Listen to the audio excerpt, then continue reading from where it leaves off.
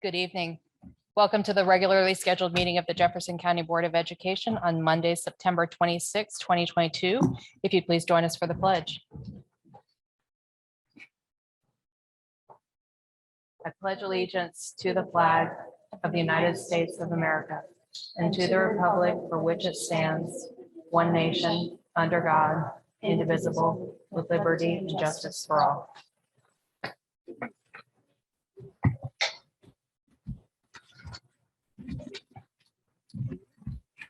And before we start the program this evening, Mr. Fogel, if I could just ask for a moment of silence for Mr. Bob Sherman, who was the principal of Ranson Elementary back in the day.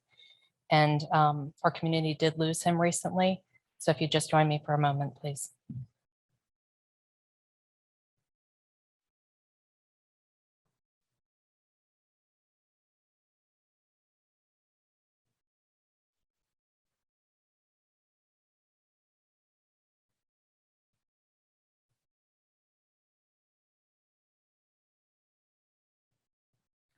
Thank you.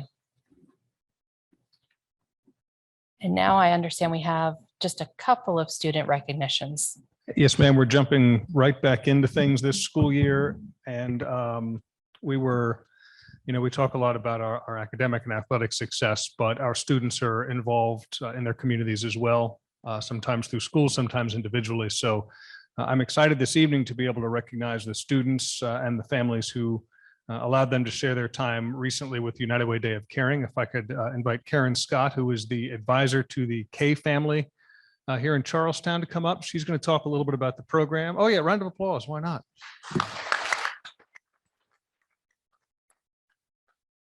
It's Jefferson County Schools. We cheer here. So clapping, totally welcome. We had 3 different groups who were participatory in this. And Ms. Scott's going to talk a little bit about the overall program. And then we're going to hear from some of the students who were participating and what they got out of that and what they brought to their community.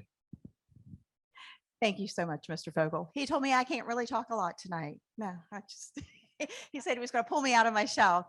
So I am, of course, Karen Scott, and I am the advisor for 3 wonderful groups up in our school system. The Right Daddy K Kids, which are our 3rd through 5th graders, our Charlestown Middle School Builders, which are our 6th, 7th, and 8th graders, and of course our Key Clubbers up here at Washington, which are our 9th, 10th, 11th, and 12th graders. But I'm not going to tell you anymore. I'm turning it over to the kids. We're going to start with our K Kids. First up is Jonathan Gutzman. He is our president of K Kids.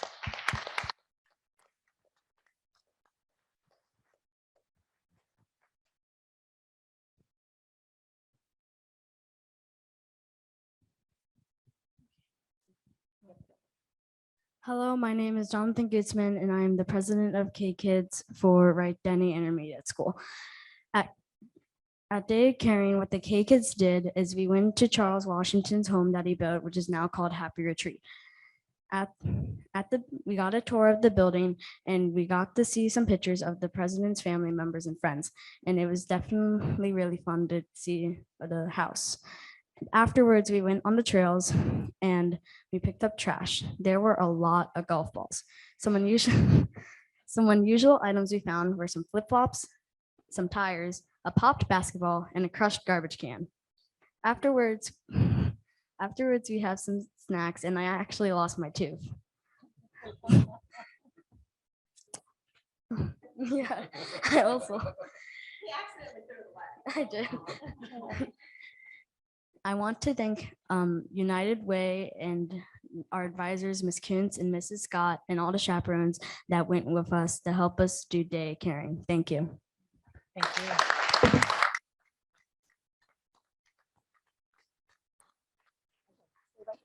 Where do you want them? Right here or on stage? Okay.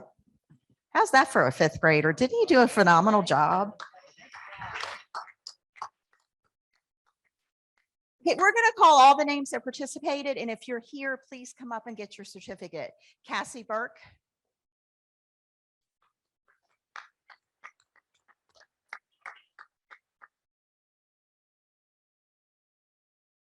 Jonathan Gutzman.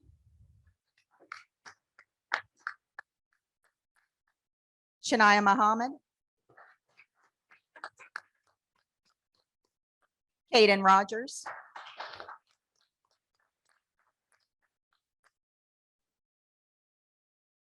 Gabriel Barron,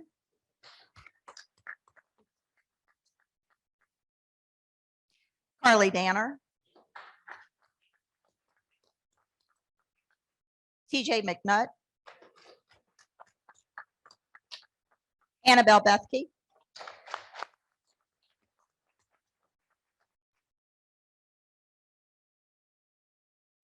Jackson Wheat,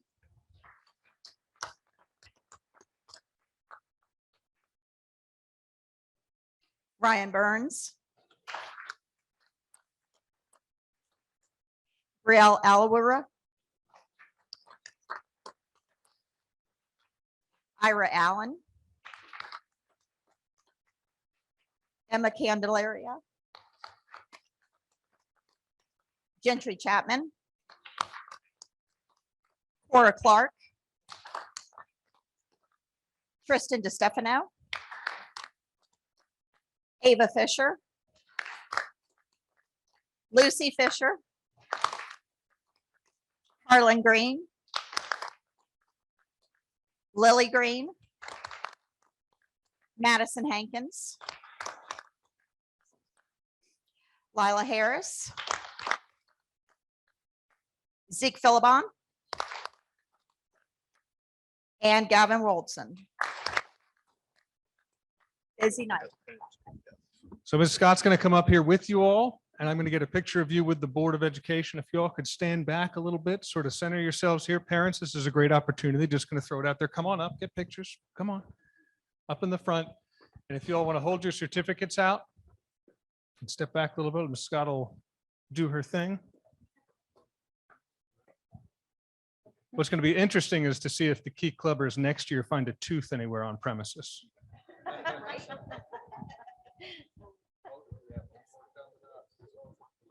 All right, everybody. Oh, yay. We have a young lady Look coming. out here and smile. Oh, come on up, please, please, Come please. on over here. Oh, Luciana, I'm sorry. Did I forget anybody else? I'm so sorry, Luciana. Get those after. All right. Luciana Espinella, everybody. All right. Now that we have everybody, Key Club on three, K Kids on three. I get my K's mixed up. K Kids on three. 1, 2, 3. K Kids. And you're supposed to smile while you say it. K Kids. All right. Great job, everybody. Thank you.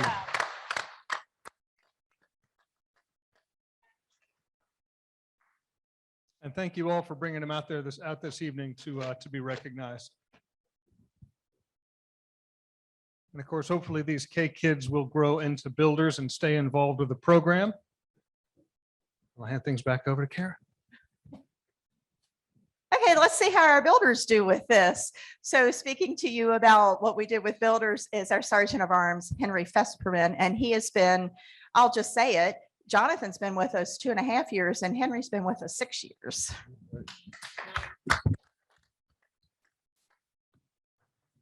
Okay, so hello, I'm Henry Fesperman. As Ms. Gari introduced me, I'm the Sergeant of Arms for Builders.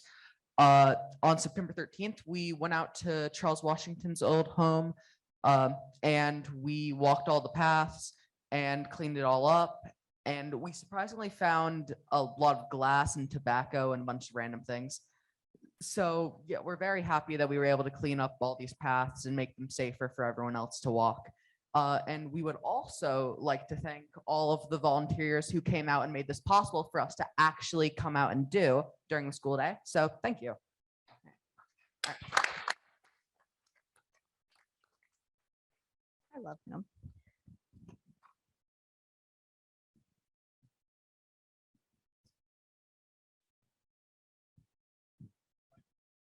Check 1, 2. Yes, sir. Come on up around. Okay, check, check. Okay. We had 36 participate and I think we have maybe 12 here. Riley Holloman. Miriam Ubair, sorry. Drew way by right.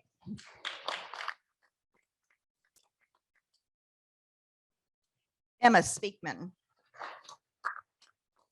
Henry Festerman.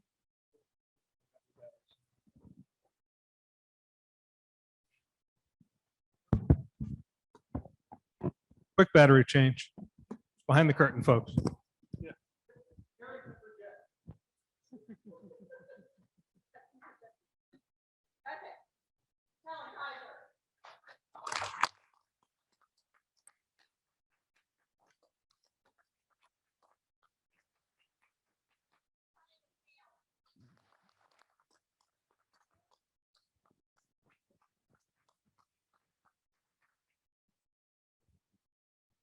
Eva Burns.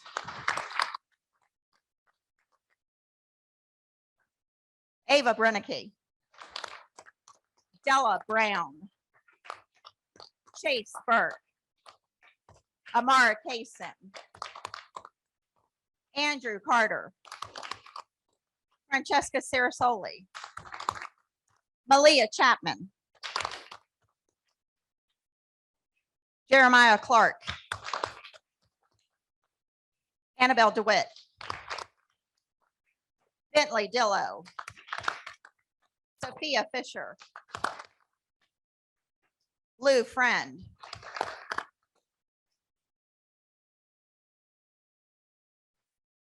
Rylan Goboleski, thank you. Oh my gosh. Savannah Harding. I think she told me she was sick. Tegan Hu Kong. Stella Indomenico. Isabel Jackson. Emma Kinder. Caitlin Moody. Stasha Nichols. Noelle Passetti. Maggie Slover. Hayden Updike. Cassandra Winder. Did I miss any of the builders? I don't want to do what I did to Luciana. Any other builders? Okay. Builder parents, come on forward. Let's get a good picture. Mr. Scott's going to arrange you all. Thank you very much. And I appreciate everyone's indulgence. All of these kids worked hard, gave of themselves, and participated in the club. So we feel it's important to read each of their names and recognize them, even if they weren't able to join us this evening.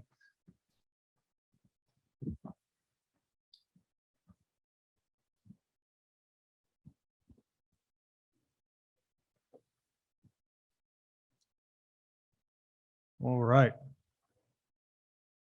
Everyone smile and say builders on three. 1, 2, 3, builders. Great job, everybody. Thank you. Good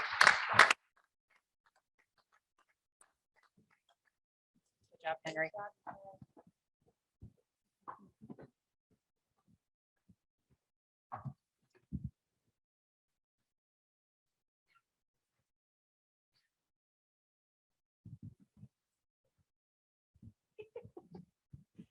Okay, last group. This next one that will be speaking to us, she is definitely one of our OGs. She started in K Kids in 3rd grade. She's now in 10th grade. And she is our Lieutenant Governor of our Division 8B, Kayla Holloman.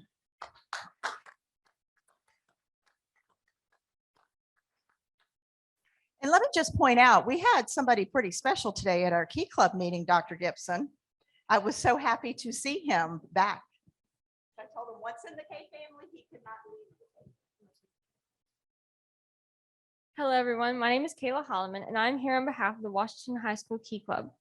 I would like to thank you all for recognizing us for our volunteer efforts on the Day of Caring.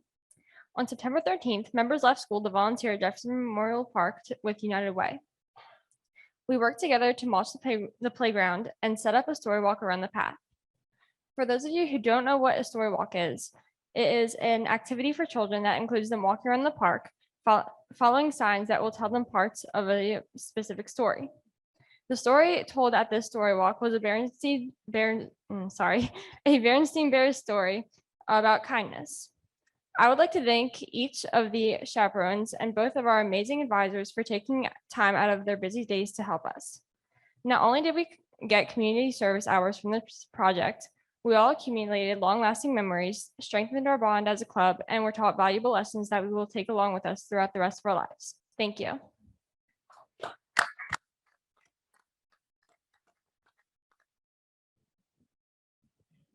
Okay, Kayla Holloman.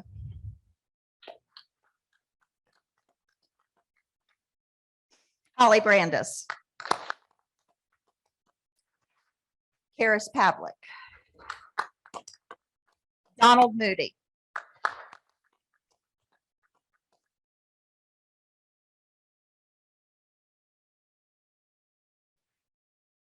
Chloe Jenkins. Emily Hamilton. Landon Golbieski. Maddie Gonti.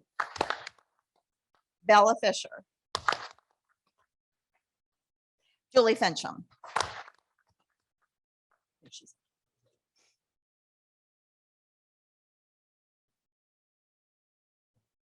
Catherine Dosey. Lucy Cotterell. Ben Cartwriter. Tyler Booster. Georgia Brennicky. Vanessa Brannon. Lillian Angel. Sarah Andrick. Sharia Alford. Maddie Rosner.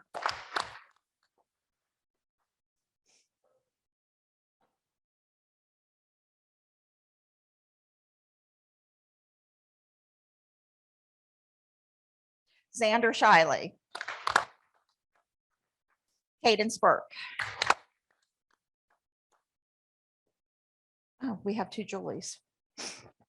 Julie, you get two. Katie Speakman.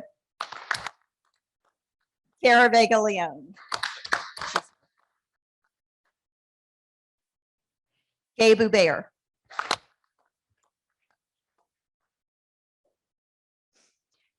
Ava DeBloy.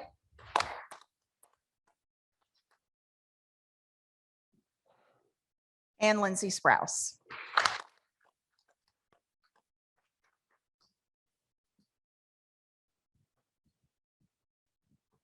Okay, any parents over there who want a better angle? Now's your chance to come on down.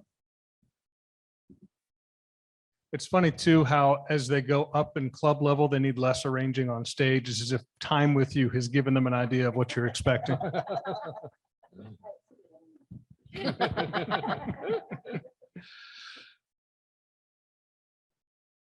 All right, Key Club on three. 1, 2, 3. Now with enthusiasm. 1, 2, 3. Key Club. There we go. Thank you all very much.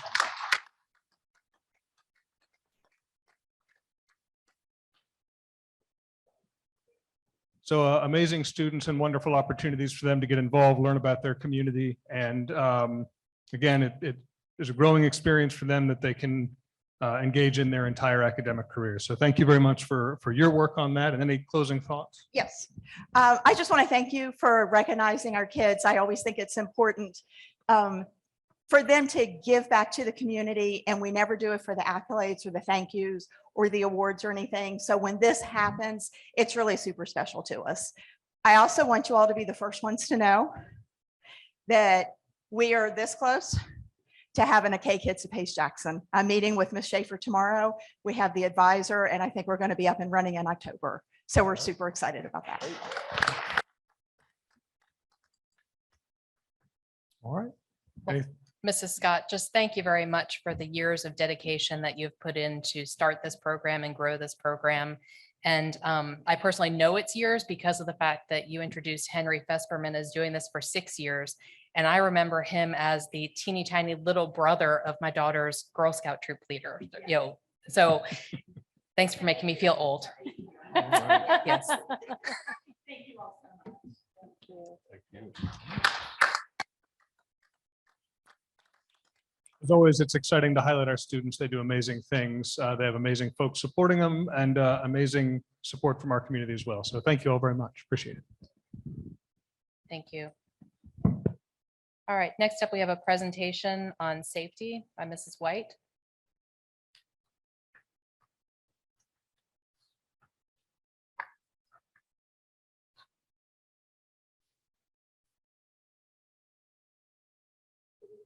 Good evening. Good evening. This evening, we have a safety presentation. We've spent the last few weeks at Jefferson County Schools updating staff about new safety protocols. They're called standard response protocols. And last Friday, our public information officer, Hans Vogel, rolled these standard response protocols out to our school community, parents. Principals will be rolling these out to students so that we all have a common language and we understand safety language talk in Jefferson County schools so that it creates less anxiety and we build upon the safety that we've already started. This evening, Mr. Brandon Caton will be giving a safety presentation. He is the Director of Operational Safety and Facilities here at Jefferson County Schools, and he'll introduce a couple of guests that have come with us this evening in order to support the presentation. Mr. Caton. Thank you. Good evening. Good evening. Good evening. So as Mrs. White alluded to, I do have two guests with me this evening, basically for moral support, they said. But I have Mr. Jeff Caesar from the FBI and also Sergeant Ben Williams from the Sheriff's Department, which is also one of our PROs at Jefferson High School. So to get started, next slide, Jason, thank you. Jefferson County Schools endeavors to develop a comprehensive plan, train staff and students, and educate the community on the best practices of safety. While there's no clear answer for every incident, we do our best to have preparedness, prevention, response, and recovery of any potential events that may occur.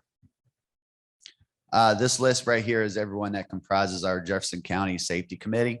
It consists of myself, Mrs. Joyce White, Deputy Superintendent, Mr. J.R. Holland, Director of Transportation, Dylan Bites, our Coordinator of Child Nutrition, Miss Dr. Rowan, Director of Technology, Larry Willingham, Coordinator of Transportation, Hans Vogel, Public Information Officer, Mr. Chris Walter, which is Jefferson County Principal, Mary Beth Group, which is also a principal, Donnie Schoen, which is an assistant principal here at Washington. Then we have Mr. Ben Williams from the Sheriff's Department, Jonathan DeSarno from Charlestown PD, which is the resource officer here, Mr. Jeff Caesar, Jeff Polinsky from the 911 Center, Steve Allen, which is the Director of Jefferson County Emergency Management, Dick Myers, which is the Assistant Director of Jefferson County Emergency Management Center, and Mr. Bob Berner, Jefferson County Emergency Services Agency. That comprises our committee. Each year, the West Virginia Department of Ed has us submit a crisis plan. We have to submit it twice a year. This right here is the actual West Virginia code. As you can see, it's rather lengthy. But with that, it explains that we have to communicate with the Division of Homeland Security, Emergency Management, and we have to submit this template twice a year, every August and then again October 1st. So with that, with the overview, we have to create the response planning team. So each school has a response planning team that it consists of their principal and then their school nurse. And we're going to go to the slide. As you can see, the creation, the mental health crisis response team, that's generally a county response. Each school has to lean on other schools because we don't have enough staff at each school to do that. Jason, if you want to click to the link there at the bottom. Oh, I think you have to control click.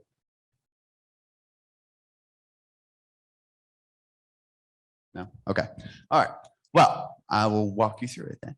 So the identification of community resources. So with that, each school, we have to identify which fire department is assigned to that school. As you know, we have Shepherdstown Fire Department, you have Bolivar, you have Citizens. So we have to identify each one for each school in its location. Also, which PD is assigned to that area, whether it's Ranson, Jefferson County Sheriff, Charlestown PD, things of that nature. We also identify vulnerable students and staff, not by name, but just by numbers. So we know how many people in each building and where they are located.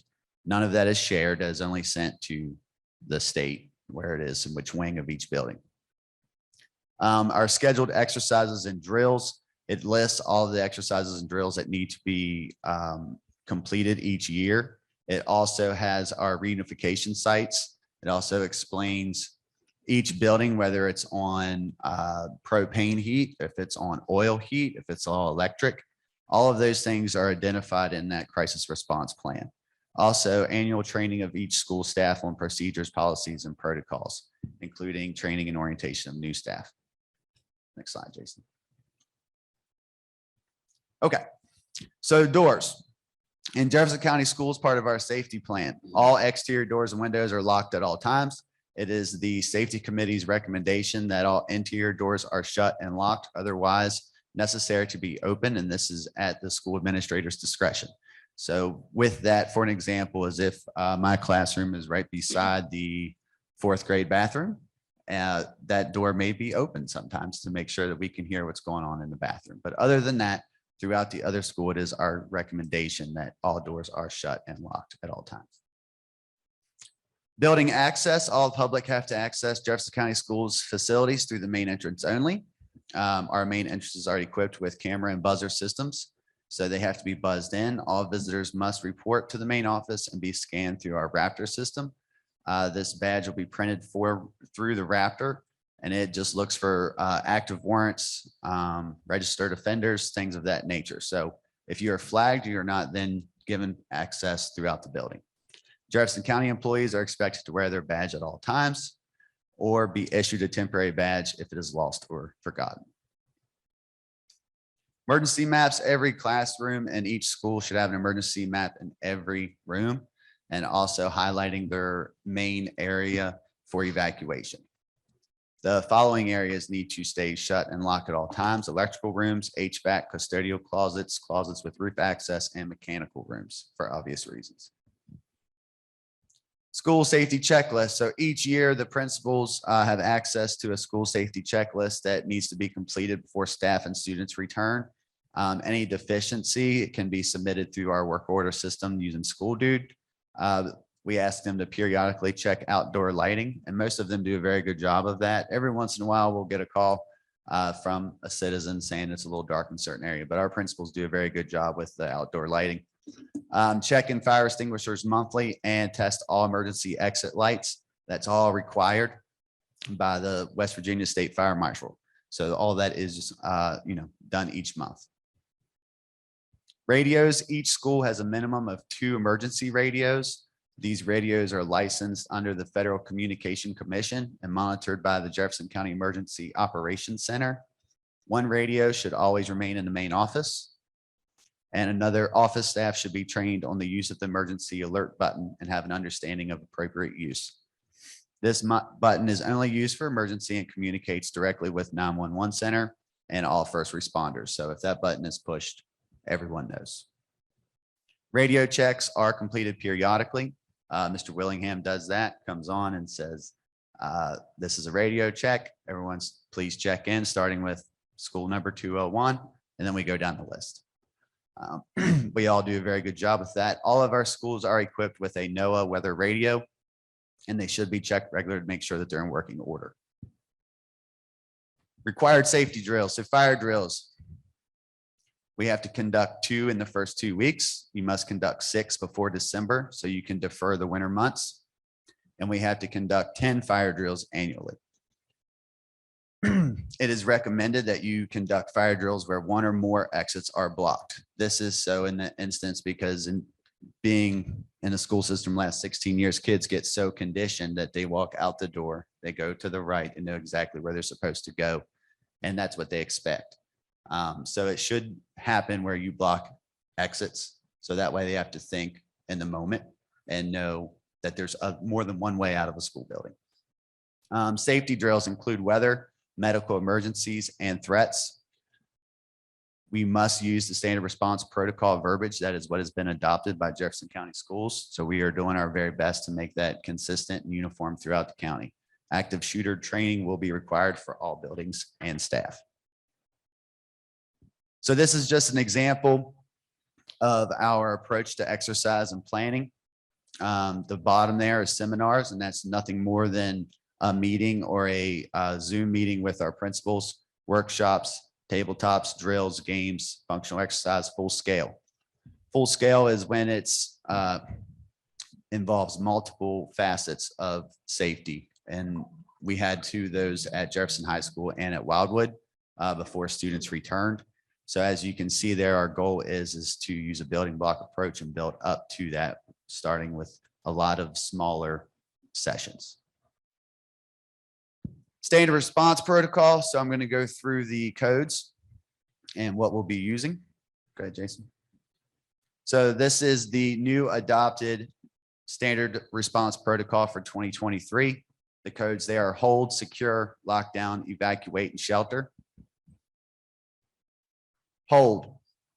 With a hold, if a hold is called, that means nothing more than to stay where you are.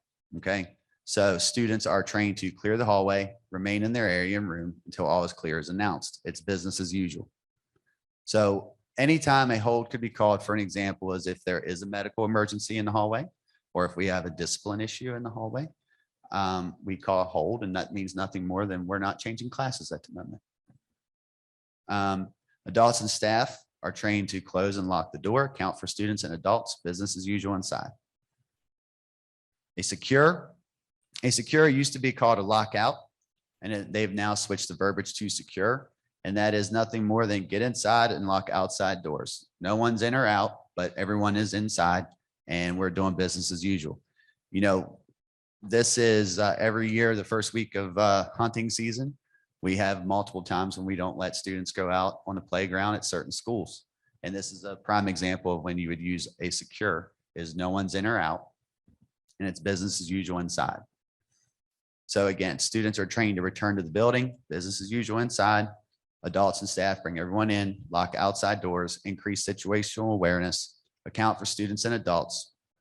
And again, another incident would be if there's a situation in town and local PD says, hey, we're just giving you a heads up, go on a secure, no one needs to be in or out, but everything's business inside. A lockdown. So a lockdown is locks, lights, and out of sight. Students are trained to move away from sight, maintain silence, and do not open the door. Adults are trained to recover students from the hallway if possible, lock the door, turn out the lights, move away from sight, maintain silence, and do not open the door and prepare to either evade or defend. So if we go to a lockdown, that should be used when there is a threat inside the school building and we are looking to lock down the building. Evacuate. Students are trained to leave stuff behind if possible, bring their phone and follow instructions. Adults and staff are trained to bring their roll sheet, go bag, lead students to the evacuation location, account for students and adults, report injuries or problems using the red card / green card method. This could be anything. A couple of years ago, we had to move students from one school because we had a massive plumbing leak. You know, it could be a whole host of reasons why we would need to evacuate a school, but that would be the code that we would call. A shelter is a state of hazard or a safety strategy. Tornado, hazmat, earthquake, tsunami. That one makes me laugh. But safety strategies might include evacuate to shelter area, seal the room, drop, cover, and hold, get to high ground, appropriate hazards and safety strategies, appropriate strategies for adults, accounting for students and adults, and report injuries or problems using red or green card method. So again, a shelter, if we have a weather situation outside and we're under a tornado warning, then we call a shelter and bring everyone away from the windows and follow a certain protocol. This slide is just the posters that we have printed out. Hans has done a great job and it's all been sent to the schools. So you will see these in every classroom and in the office and around the building. So these all have been updated. Our safety trainings throughout the county. All of our transportation employees are trained in NIMS 100 and 200. All school admin are trained in NIMS 100, 200, 700, and 800. Those trainings are for how to react in a crisis and how to communicate. All staff will participate in active shooter trainings in every building with the help of FBI and law enforcement. New teachers received the Jefferson County Safety Plan training and training on the best safety practices their first week there. Staff is offered CPR and first aid training each year. Staff operating county vehicles must complete defensive driving training annually. So, you know, all our maintenance guys, anyone that operates a county vehicle must complete that each year. All maintenance and custodial staff must complete asbestos awareness training each year. and reunification training for county admin is currently in the planning stages.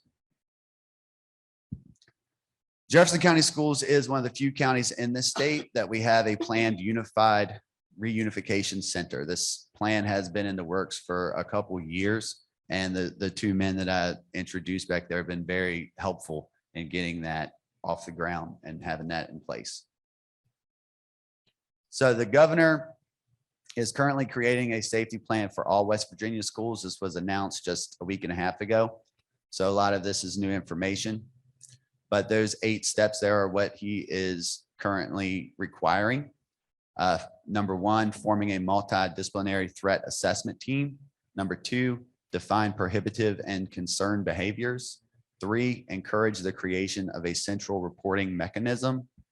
4, determine the threshold behavior for law enforcement intervention. 5, establish assessment processes. 6, develop risk management options. And number 7, create and promote safe schools culture. And 8, conduct training with all stakeholders. Moving forward, we have planned seminars for our school admin throughout the year. We're planning workshops for our safety teams throughout the year.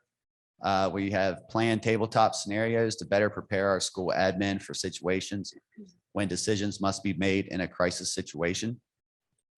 We're planning to conduct some functional exercises with multiple staff and student groups at our reunification site. Planning functional exercises for schools to train staff and be alert and adjust to changing situations. Upgrading safety radios. We've already begun that to get on a replacement cycle. They have been ordered. And the director of operational safety attending multiple state-led safety trainings. I'll be in Charleston at the end of the month for those moving forward. Questions? Question. A lot of these plans, they sound really good, but they sound like they're geared towards outside intruders, outside of the classroom. Are there plans and training for classroom teachers when a student gets mad because the teacher says, "Let me have your homework," and they pull out a weapon and they start, become violent? Is there, what do they do then? I mean, in that incident of when something like that happens, we're going to have to act on our feet. We're going to have to call a lockdown, and then we're going to have to communicate using our emergency radio. We don't have a resource officer in every school. And even if they were, if you're in a high school that's a large area and something like that were to happen immediately, we're going to have to respond the best way that we can. And that's through communication and using our protocol. Are subs given this training? Because a lot of the classrooms have subs now. So at this point, no, they have not been. But we're going to have to do a better job. Majority of our subs are long-term subs at the moment. So they should have received it during the first week there during the PD days. So there's a plan to train substitutes? That's something that we're going to have to look into. Yes, ma'am. Because I couldn't even tell you. I haven't been in a school in 4 years as far as in a classroom. So we would have to get a list of our subs and make sure that we make that part of our substitute training plan. Okay, thank you. So I just have a couple of questions. So the RAP tour that you mentioned, when will that begin? Oh, it's been in place for many years. So when you go to the building and you have to scan your ID, that's the Where? Raptor system. Who scans it? I've never been in the building where they scan my ID. This is why I'm asking. Well, the front office staff should. Okay. If you're trying to get access to, now, if you're just coming to pick up your student, you don't have to be scanned through Raptor. But if you're coming in to say be a past volunteer or actually enter the building and go down to a classroom, then they have to run you through that Raptor system. Okay. We had discussed Jefferson High School's entrance before. Do you have any updates on the safety of that? Mrs. White and I discussed that last week, that we were meeting with Mr. Jones from ZMM, and we're going to discuss our options and get some pricing. Okay. All right. And also, you said there's a second radio and also an emergency alert button. So that second radio, is it carried by someone? Does someone have it all day long where they're carrying it around because one's in the office? so- Yes. So if you're at one of our elementary schools, the head principal should have one radio on them. Okay, And then the other radio remains in the office. Now at our high schools, we have multiple. what about Jefferson. on middle schools? Middle schools, they have multiple, but not as many as the high schools. Okay, and so somebody is always near this emergency button. So is there an emergency button Yes, ma'am. like somewhere in the school where somebody is always there who has the radio, or they sit? Yeah, so that emergency button goes straight to 911. So I mean, it is reserved for top emergencies and crisis. Right, But if but it, is somebody always by that button? Is it Yes, in the ma'am. office or somewhere where somebody is always by that button? yes, Okay, all right. And so you kind of threw in there about the hunting near the schools. Mhm. That's kind of, that doesn't sit right with me. So should we not look into that? Because why do we have people hunting near our schools if we have children? there's multiple landowners that are around some of our buildings that have large tracts of property. And legally they can, as long as they're within, I think it's like 800 feet of a school building. It's completely legal. So we do our best to work around that situation and keep the children inside. Oh, okay. Maybe we should look into that with the state. But that's why I said maybe we should look into that with the state. But, okay. Thank you. Yep. Mr. I have one more question. If a fight breaks out in a classroom, does the teacher have responsibilities? What are they? That's a good question. As far as a physical altercation between two students, I would need to check into that and make sure, because legally I really don't know off the top of my head. I just think, the teachers need to know what's expected, No, at absolutely. least to keep the other students safe. Thank you. Mr. Caton, thank you very much for sharing what I think of the tip of the iceberg, because there's a whole bunch of safety stuff that goes on that, we don't publicly share for obvious reasons, but just thank you very much. And we're very fortunate here in Jefferson County because we do work well with all of the other teams in the area. And we have, the emergency response teams, the police departments, the sheriff's department, Homeland Security, the FBI. I mean, we're just very fortunate to have all of these organizations supporting our safety program. So thank you. Thank you. Thank you. Brenda.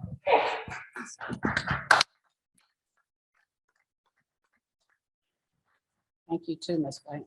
You're welcome. Thank you, Mr. Payton. Thank you to Jeff and Ben for being here this evening to support it. They do a lot for our schools, and we're very blessed to work with such highly intelligent and dedicated law enforcement officials. So thank you for taking the time to be here.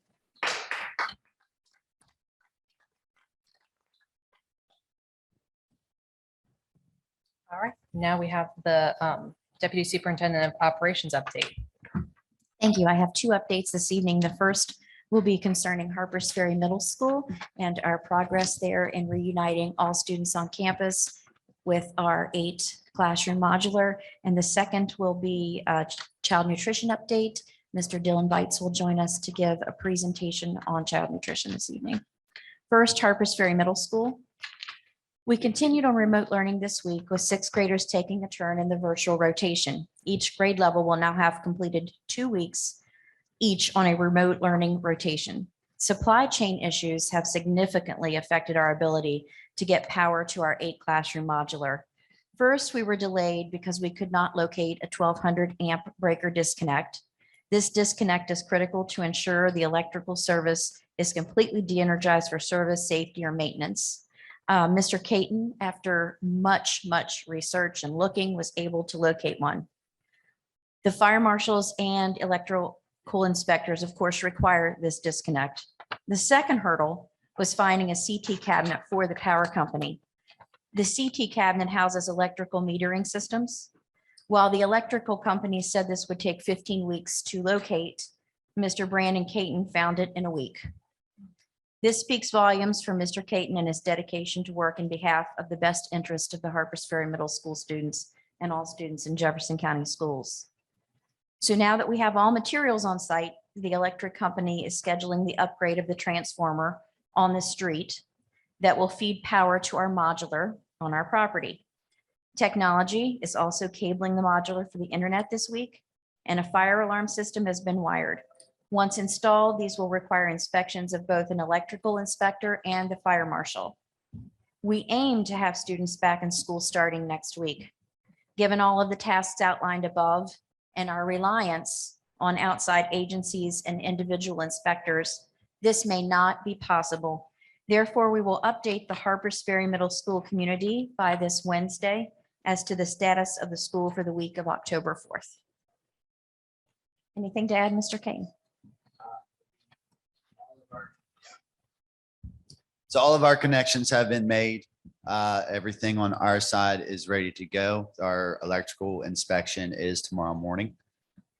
So it is as far as the best that we can be right now. We have everything in place. I'm expecting an update from First Energy tomorrow morning. They told me probably late morning. So hopefully they're gonna make something happen and we can have some power. And I already have the state fire marshal scheduled for Friday morning. So if all goes well, then if everything falls in place and they can get us power, we should be okay. But again, we're relying on some other people, but everything on our side is ready to go. Thank you. Now I'd like to introduce Mr. Dylan Bites, who's going to give us a brief presentation for child nutrition. Mr. Bites.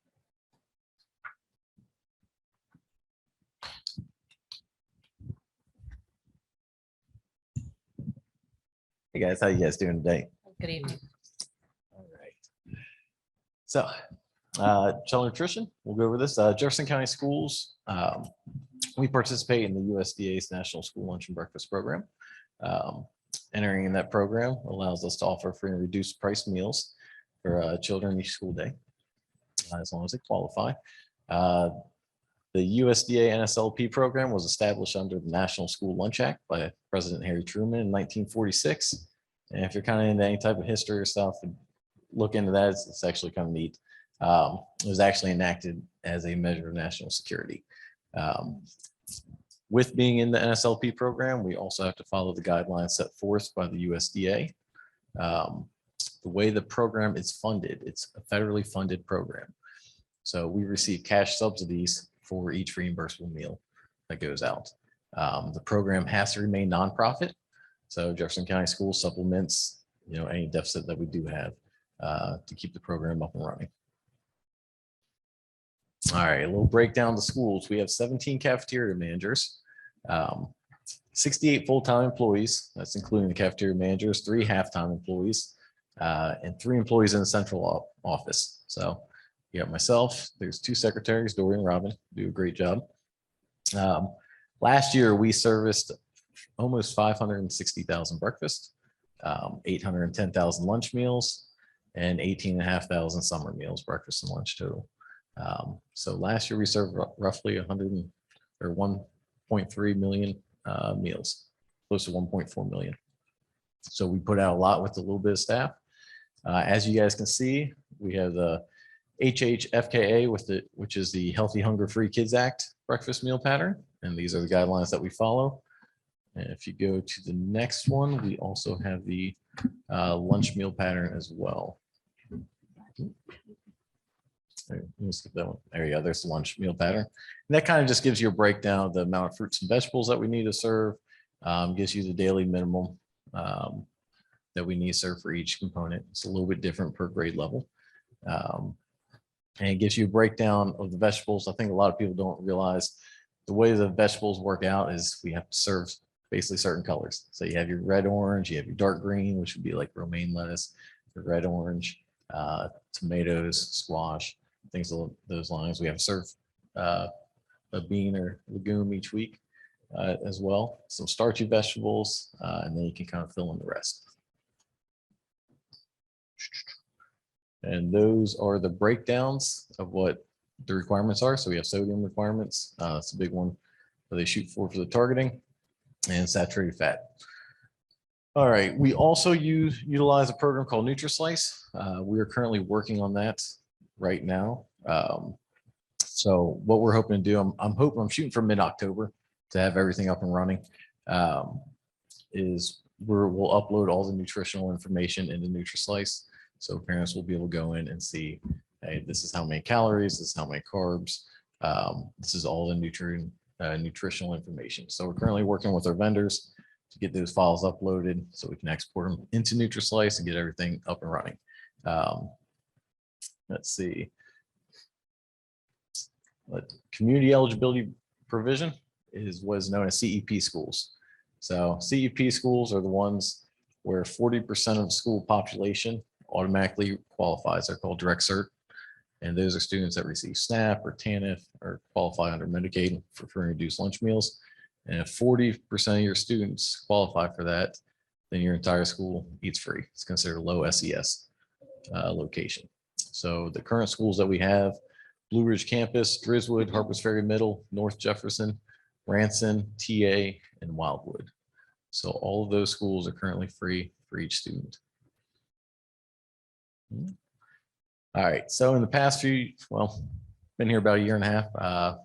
We've received 5 equipment grants. We were able to outfit a lot of Blue Ridge Elementary with those. We received multiple fresh fruit and vegetable program grants that we used to get out fresh fruit and vegetables.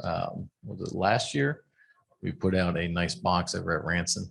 Not every school qualifies for those. Those are usually selected by the state and it's based on your percent needy. But we were able to send out one box that we did was a local spring box. We used a lot of local produce in, and the other one was more of an exotic, fruit thing, something that kids wouldn't normally see, in stores. Maybe some dragon fruit that we kind of put together. We do have an alternative feeding grant, which we do have a couple ideas. I don't want to give out too much just because we're not finalizing everything, but I got a couple ideas for that to kind of help out the community. And that's kind of exciting because that's typically outside the child nutrition field. So we can use that for a variety of different things. And then farms to school grants, we will be looking at planting those apple trees at Charlestown Middle here soon. Hopefully those kind of grow into something that we can incorporate into the child nutrition program. All right, so we have a few goals for 2023. Last few years have been kind of crazy with COVID and supply chain. But I want to get some student engagement involved. So each cafeteria or each school will come out with a new item. So on their own, it'll be a taste testing that we'll do with the students. We'll get their feedback. And cafeteria manager has been informed we need a survey to go along with that so we can get the kids' feedback. And then hopefully we can bring in some new ideas, add them to our menu and get the feedback from the students because they're the ones that we serve. So we want to put things out that they like and things that they're interested in. Community partnership. I'm looking to use some of those fresh fruit and vegetable program funds that we're going to receive this year to work with some local farmers and possibly get a farmers market set up. Kind of tossed the idea out to them a couple of weeks ago. We're trying to think outside the box, instead of just bringing normal fruit in. We're going to see what we can do to utilize those funds kind of in a different manner, get some student engagement in and get some community partners in, get their products in the school and just get associated with them a little bit more. And then one of our presentations one of our goals for every year is presentation. During the meal pattern, there's a thing called is offer versus serve, or not offer, yeah, offer versus serve. And it's grades 3 and above. To help eliminate waste, they are allowed to pick a certain amount. They have to take a minimum of 3 different components, but they're allowed to pick and choose. So sometimes I think what happens is there's misrepresentation. We have a lot of different options, but kids aren't necessarily choosing those, whether it's out on the salad bar, maybe it's something different. We see it a lot at the high school as well. So I think it's very important for the cooks and stuff to put out, what is available and make it known that, hey, although we may get a photo on Facebook or somewhere that only has 3 different items on the tray, there's actually a lot more to choose from. Those options have to be selected. Offer versus serve was kind of implemented to kind of cut down on food waste. But presentation's a yearly focus. And we kind of hammer this issue home quite a bit. Always comes up every single year. So that's one of our main goals is work, how are we plating things up? let's make sure we're taking that extra 10 seconds. May not, be too much, but it may end up being the difference between something looking really nice or something just looking a little bit careless. So we are constantly working on that. And I think overall, the cooks have been doing a fantastic job. They were kind of put in a tough spot with, like I said, supply chain issues. I hate hammering on it, but it's tough when you don't know what's coming in on your trucks. And this year it kind of seemed to smooth out a little bit, and they've been really doing a great job. We got excellent staff that work here with us, and we have a lot of schools that do a very wonderful job. So if you guys got any questions, I'll be more than happy to answer some for you. Yes, ma'am. You said you had some ideas. I'm wondering if one of your ideas is a way to bring protein for the breakfast the other 3 days, because currently they're only getting protein for breakfast 2 days a week. So there's 3 days remaining. I had asked about it before, but it sounds Yes. like you found grants, and is that part of your, So this is an alternative feeding program. So it's to get things outside of the normal school lunch area. One of the things I'd like to kind of float around is a possible community food bank. I think that might be need for around the county. That is not necessarily to go towards supplementing your regular food cost. outside of the school, but Yeah. not anything for the breakfast? No, that would fall under regular funds. So the alternative feeding grant wouldn't actually cover that. Okay. So, I was just sitting here and thinking as you were speaking, what if we had a program to educate our parents on nutrition? I think that kind of like that. Sounds like a good idea, because I mean, if we're just putting out, we're serving so many cards and we're serving this, Yeah. we're serving that. Be important, so so people know like how many carbs their child, their child expected to have throughout the day, or even themselves. Or it's important that they know the carbs equal sugar, or Yeah, that might be different something things we like check that. with the extension service. I know in other counties I've worked with, the West Virginia Extension Service has offered different, one of the programs I think was cooking around the world, and they offer Okay. different meals, and they did a little bit of nutritional information Right. as well. So that would be great for Jefferson County. Yes, ma'am. Thank you very Anything else? much for all of the information. And, you sound kind of like the old fashioned McDonald's sign where they served, 1.2 billion meals this month or whatever it might be, but it's a lot of food. And like you said, the supply chains, I know last year you guys were struggling because you would order stuff and you would only get 50% of what you ordered. Yep. It's really hard to feed that many kids with half of what you order. So kudos to you guys for making it work. And just, thank you. Hey, Yeah, I you're doing a appreciate good it. job. Thank you. I appreciate it. And all that credit goes to the cooks, they do all the hard work. I just do some of the paperwork for them. So they really do a good job. So I appreciate that.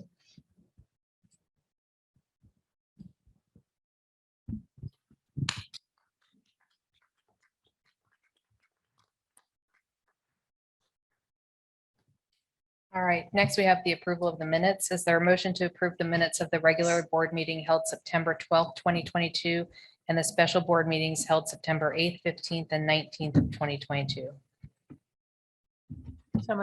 Thank you, Ms. Ogden. Is there a second? I'll second it. Thank you, Ms. Bratton. Any question or discussion? I have a question about September 19th minutes. Goal number 2, I'm concerned that the way that it's stated, it's given a misrepresentation of what the board intended. It stated that there would be a 3% increase in math and reading, but 3% of, let's say, the current math score is 32%. 3% of that is 0.96, so it's less than a 1% increase. So I believe this should be reworded. It's like 3 percentage points, because the board intended for the math to increase from 32% proficiency to 35% proficiency. But the way that it's stated isn't accurate. And down the line, it would prevent misunderstandings if it was stated correctly here and in the superintendent's goals.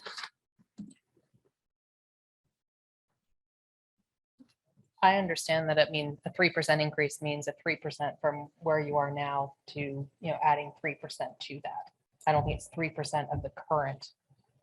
So that would be less than 1%.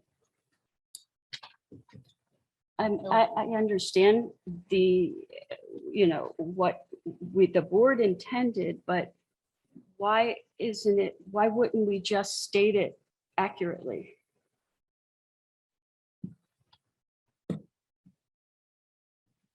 Because she is right, that would mean that we're only gonna look for 33% or less. I mean, yeah, we're at 32%, if it's only 3% of 32%, less than 1%. So it's the percentage. It's just worded incorrectly. It's not percent, it's the percentage, which would take it to 35. Am I right, Dr. Joy? Yeah. So I'd like to have that corrected. Right now. Increase the percentage points. Yeah, 3% of 32 is not 35, but 3 percentage points of 32. Those just worded incorrectly. So the way it's worded is increase the percentage of students achieving mastery in reading and math by 3% at the district level, etc. By increasing it by 3%, you take what the current level is in reading and math, you multiply that times 0.03. So 0.03 times the current math level, 32, gives 0.96. So it's not the 3% increase that the board is asking for. So do I make a motion to change it or? Well, there's a motion on the table right now. Let's go ahead and vote this one up or down to approve the minutes as they currently read. All in favor, say aye. Opposed? No. Okay. So, Dr. Joy, you're making a motion to amend the minutes from the September 19th to say how would you like, 3 percentage point increase? Yeah, for reading and math. Okay. Each 3%, 3 percentage points for both reading and math, not combined.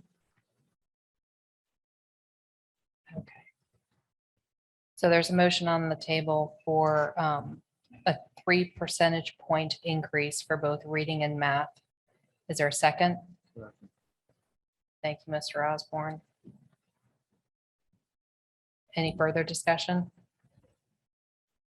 All in favor of the amended minutes, say aye. Aye. Opposed? Thank you. All right, next we have citizens' comments. Mr. Johnson, we have one person online. Just a reminder that all speakers are limited to 3 minutes. Speakers are prohibited from making negative or derogatory comments using a name or position by which an individual can be identified. Comments may not be threatening, profane, vulgar, or abusive, or the speaker will be required to cease his or her comments. First up, we have Bobby Block, followed by Maya Brown.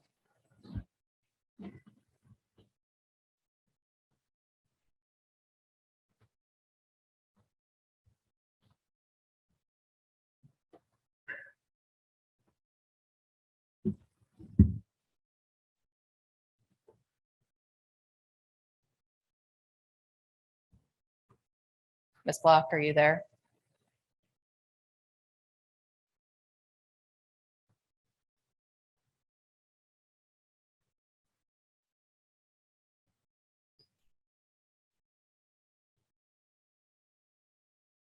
Mr. Johnson, can you tell if she's muted?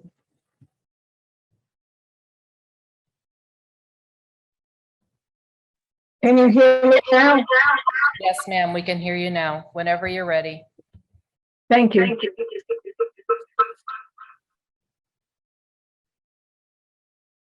I am grateful to be alive to testify before the BoE in order to advocate on behalf of our children Unfortunately, Mary Reed has passed away. We both stood vigil on the bike path between North Jefferson and Rockwell. I collapsed on the bike path and have been in and out of the hospital for over a year. I miss Mary. However, thankful that a tree highlighting her commitment to protecting the children is planted in front of North Jefferson. These are difficult times, and there are a number of challenges we need to address on behalf of our children. In written testimony presented to the board in 2020, comments and pictures were submitted for the record. On February 8th, 2021, a PowerPoint developed by the Jefferson County Science Board outlined the toxic threats facing our children. As an advocate for children for over 4 decades,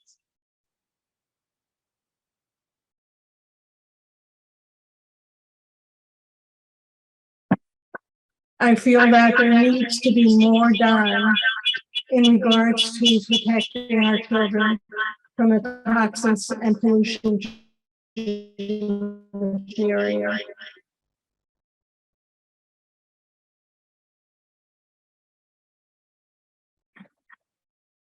If you could just stop the clock for a second, because my computer has gone down, I would greatly appreciate that.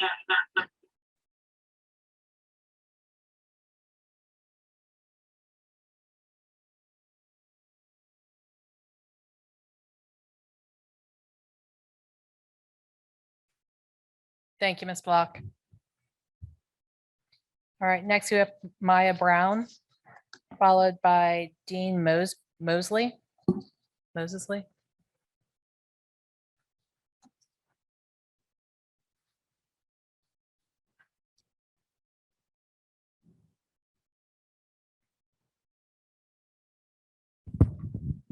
My name is Maya Brown. My husband, AJ Brown, is here as well.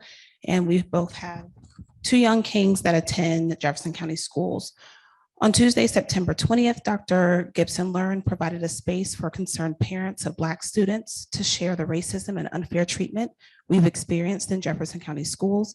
It was an emotional and gut-wrenching roundtable as all the parents shared similar stories of the ongoing racism us parents and our Black children are enduring at the hands of other students, some teachers, and some principals within the county. We also discussed how such poor treatment of the Black students within school system has left them psychological ruins. The parents made it clear what our expectations are moving forward and provided feedback on restorative measures Jefferson County schools should take in an attempt to restore the trust of the Black parents and students and to provide a safer learning environment for the Black students and subsequently all students. I am here tonight to make sure it is put on record that the board was publicly informed that there is a disturbing racism issue within Jefferson County schools amongst the students, some teachers, and some principals that have directly impacted the Black students' physical and psychological safety. I am requesting you add to the October 10th agenda a response on how the Board of Education plans to assist and support Dr. Gibson Learn on implementing a zero tolerance policy on racial harassment, hate, and prejudice, and instilling and executing the appropriate disciplinary actions when such policies are violated. Thank you. Thank you. Next is Dean Mosley, followed by Tasha Catro.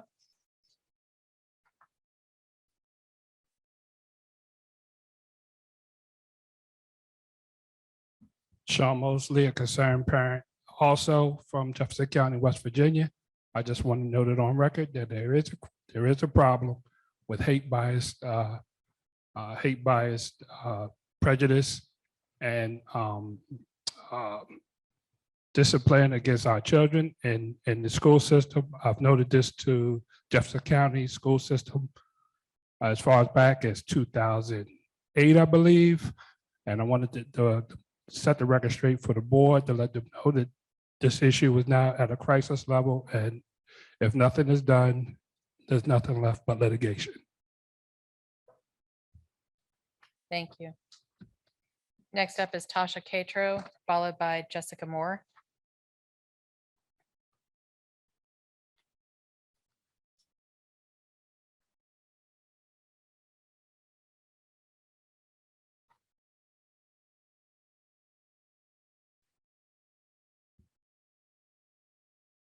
Hi there, I am Tasha Catro, and I thank you for the opportunity to speak with you this evening.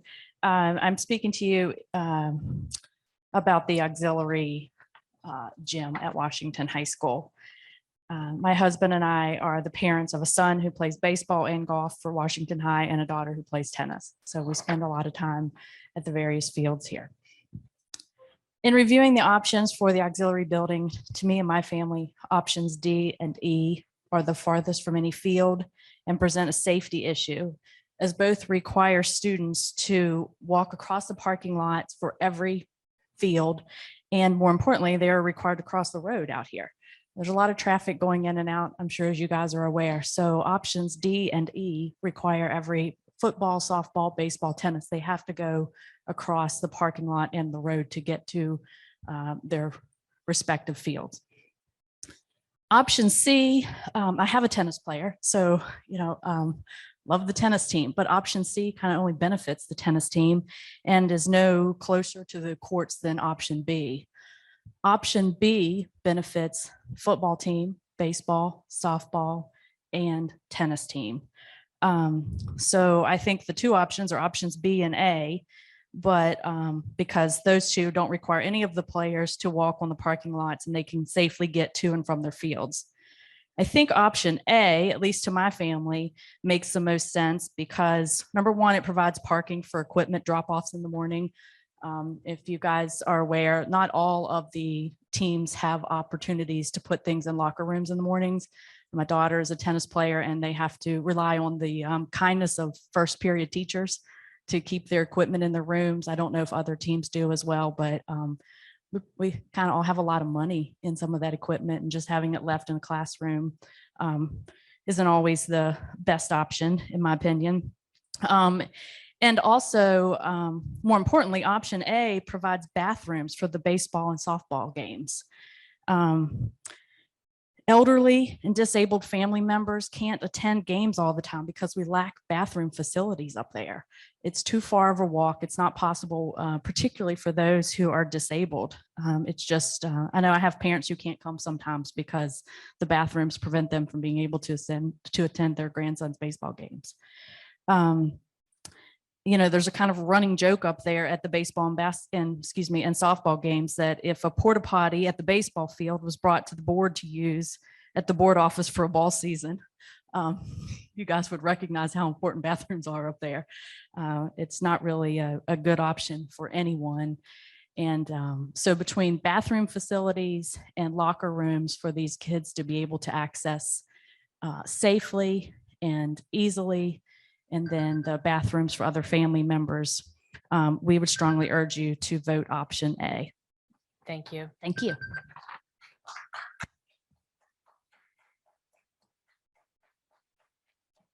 Next is Jessica Moore, followed by Stephanie Smetek.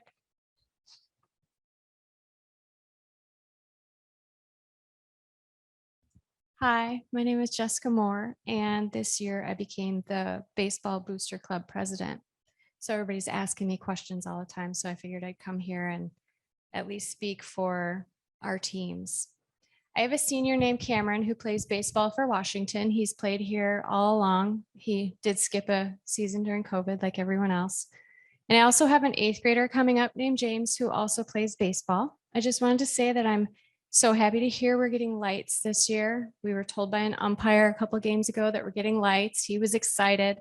I know this is especially important for all the parents that work in Northern Virginia. They have a hard time getting to games at 4 o'clock. Like Tasha said, the bathrooms are extremely important. We do have several family members that are using wheelchairs and they cannot maneuver the porta-johns that we currently have out there.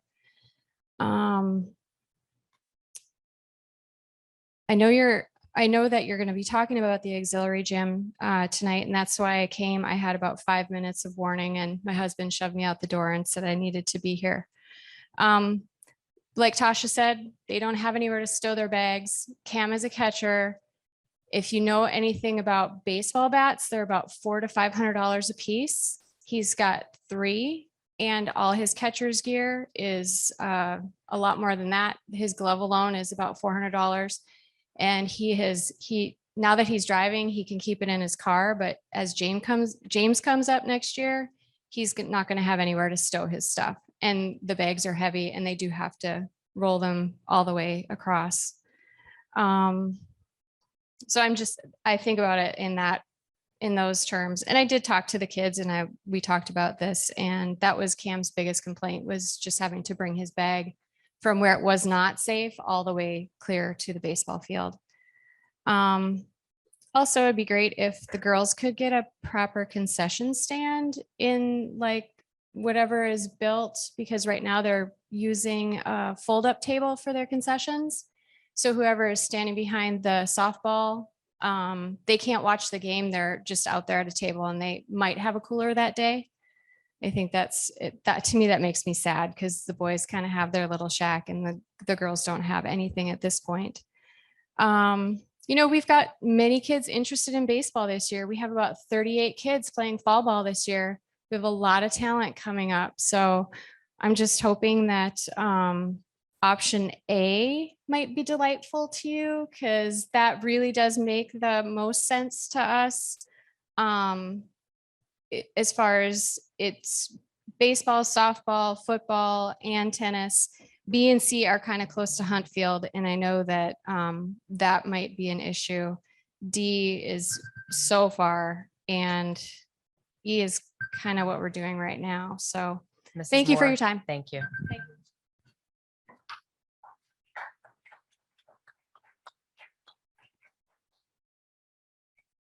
And next is Stephanie Smetek.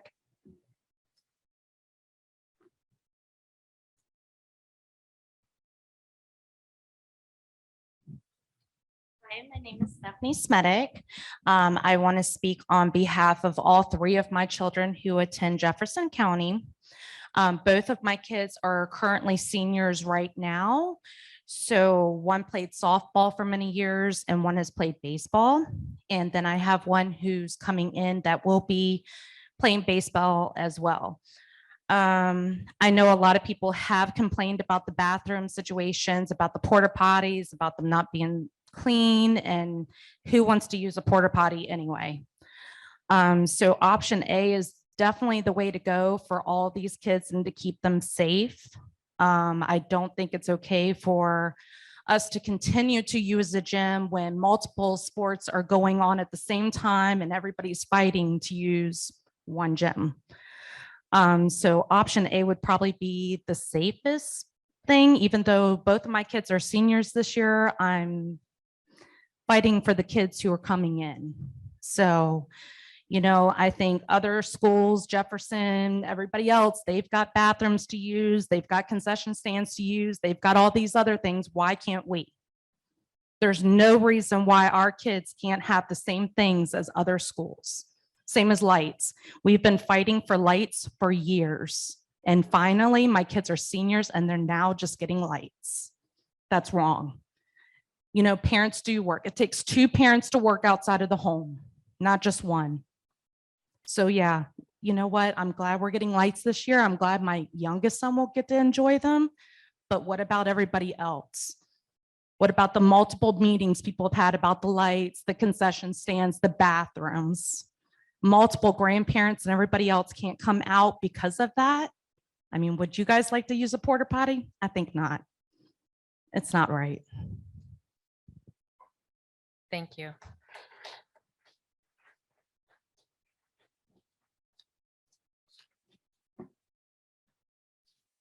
All right, next we have the consent agenda.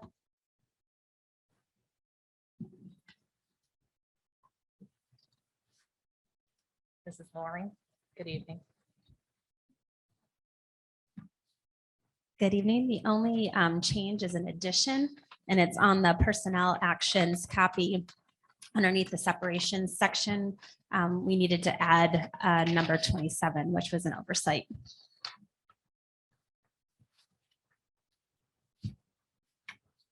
Thank you. Is there a motion to approve the consent agenda amended, adding number 27? So moved. Thank you, Mr. Osborne. Is there a second? Second for discussion. Thank you, Ms. Ogden. All right, discussion or questions for Dr. Gibson? Lauren, did you have something to share? I thought it might be helpful because there are, under number 24, number 25, there are two program position creations that I wanted to make sure that I took a moment to give you a little bit of background on, because that's always important. One of them is for, the first one is for the finance junior accountant, and all of you have in front of you a fairly extensive review that the finance department prepared. So as you saw in the last meeting, we are facing the imminent retirement in about, yes, exactly. It's coming quickly. I don't even want to think about it. In about 10 weeks of a 28-year veteran of our payroll supervisor. We have right behind her a nearly 30-year veteran of our another payroll employee.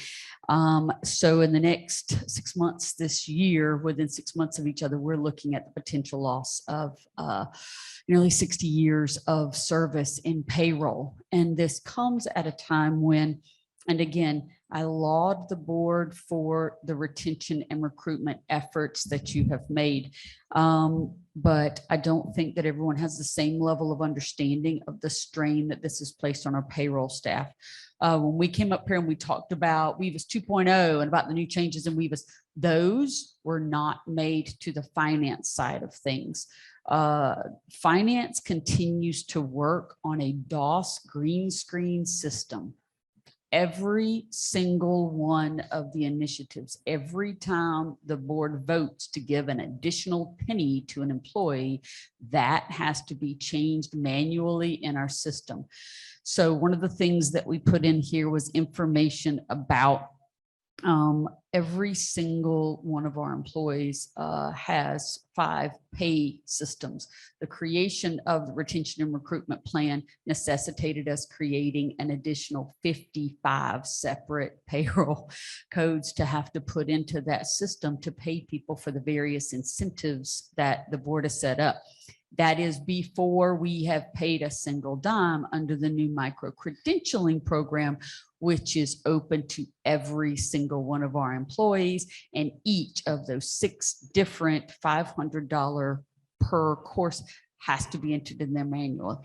That is on top of the increase that we have had in the number of subs. So for those who may not be aware, subs have 3 different pay rates that change. You get under one pay rate when you first come in. Once you've been there for 10 days, you switch over to a different pay rate, which is also a system. In 30 days, you switch over to a different pay rate.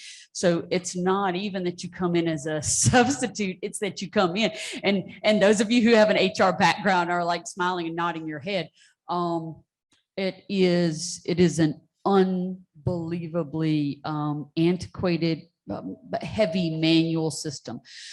So the idea would be that we would bring in a finance junior accountant. That person would be brought in as soon as possible to have an opportunity to have crossover with our payroll supervisor.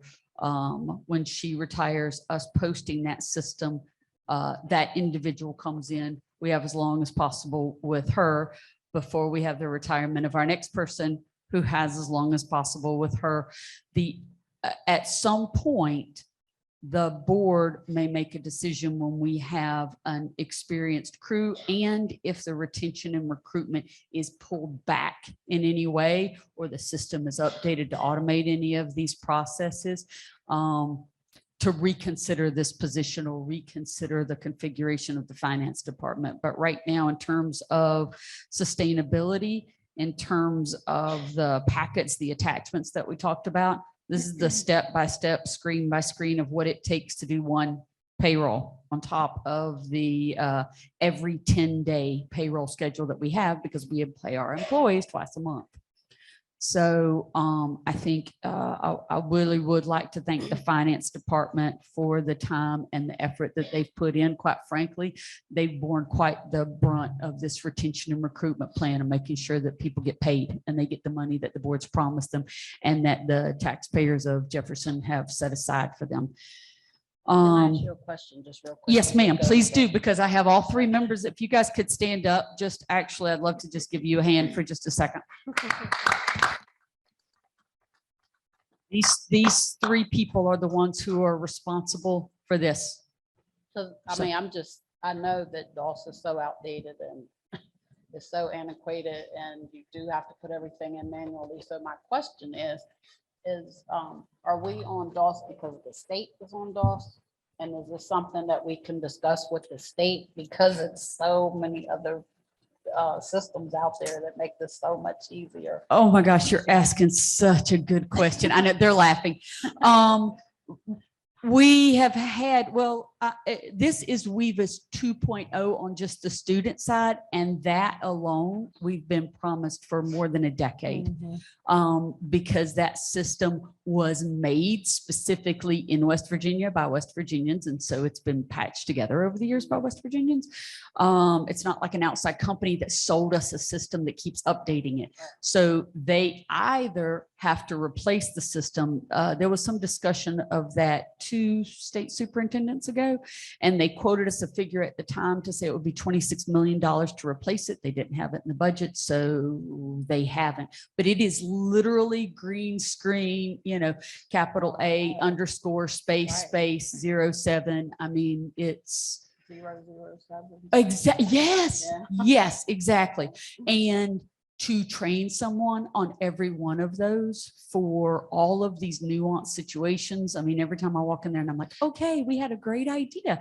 Now we're going to do bonuses of $8 on alternating Tuesdays for summer employees whose name starts with G. And it feels like that to them. And they're always like, okay, Dr. Gibson, can you just write that down?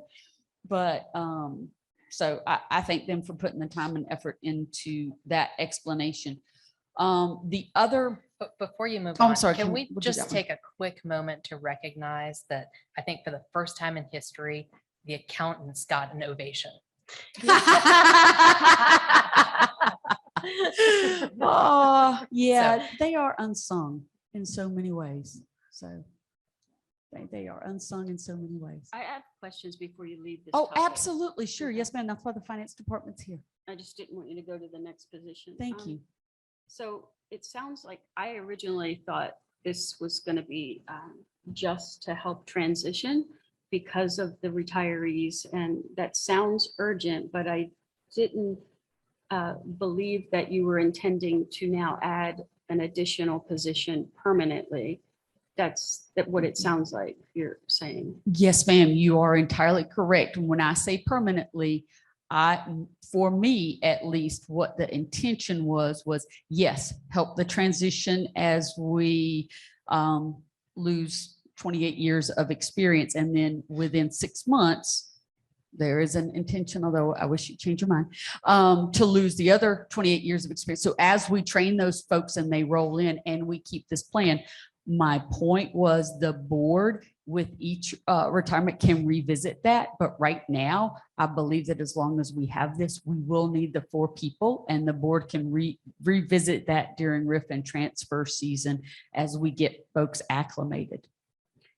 I just think that, there's been a trend to increase positions at the board office or salaries. And, with the current test scores, we really need to focus our resources on the teachers and support personnel. Yes, ma'am. And these are the personnel who support the teachers, getting the money that you've promised them understand. and paying for the tutors wasn't and the finished. interventionists. So yes, ma'am, I would agree that those teachers need to be supported and that we need to pay the people who support them. So I was going to say that increasing the numbers of employees at the county office and increasing salaries at the county office, I think that has to stop. That's all I wanted to say, but there is a definite urgent need apparently, because the paychecks won't go out if we don't have somebody trained. It's my understanding. I just believe that the board needs to really think about these, these extra board positions. So This is one that we have to have, right? I think Everybody has to have Well, them. at least if we want temporarily. People paid on time, we need We this have to have. position. I think it also warrants mentioning that we don't even have a chief financial officer right now as well. And that, yes, we have agreed to pay more people more money in those types of positions, but we're obviously not paying enough to make anybody want the job because we clearly still don't have somebody. So not when you can go into the regular world outside of education and make more money doing the same job, especially if you have an accounting degree.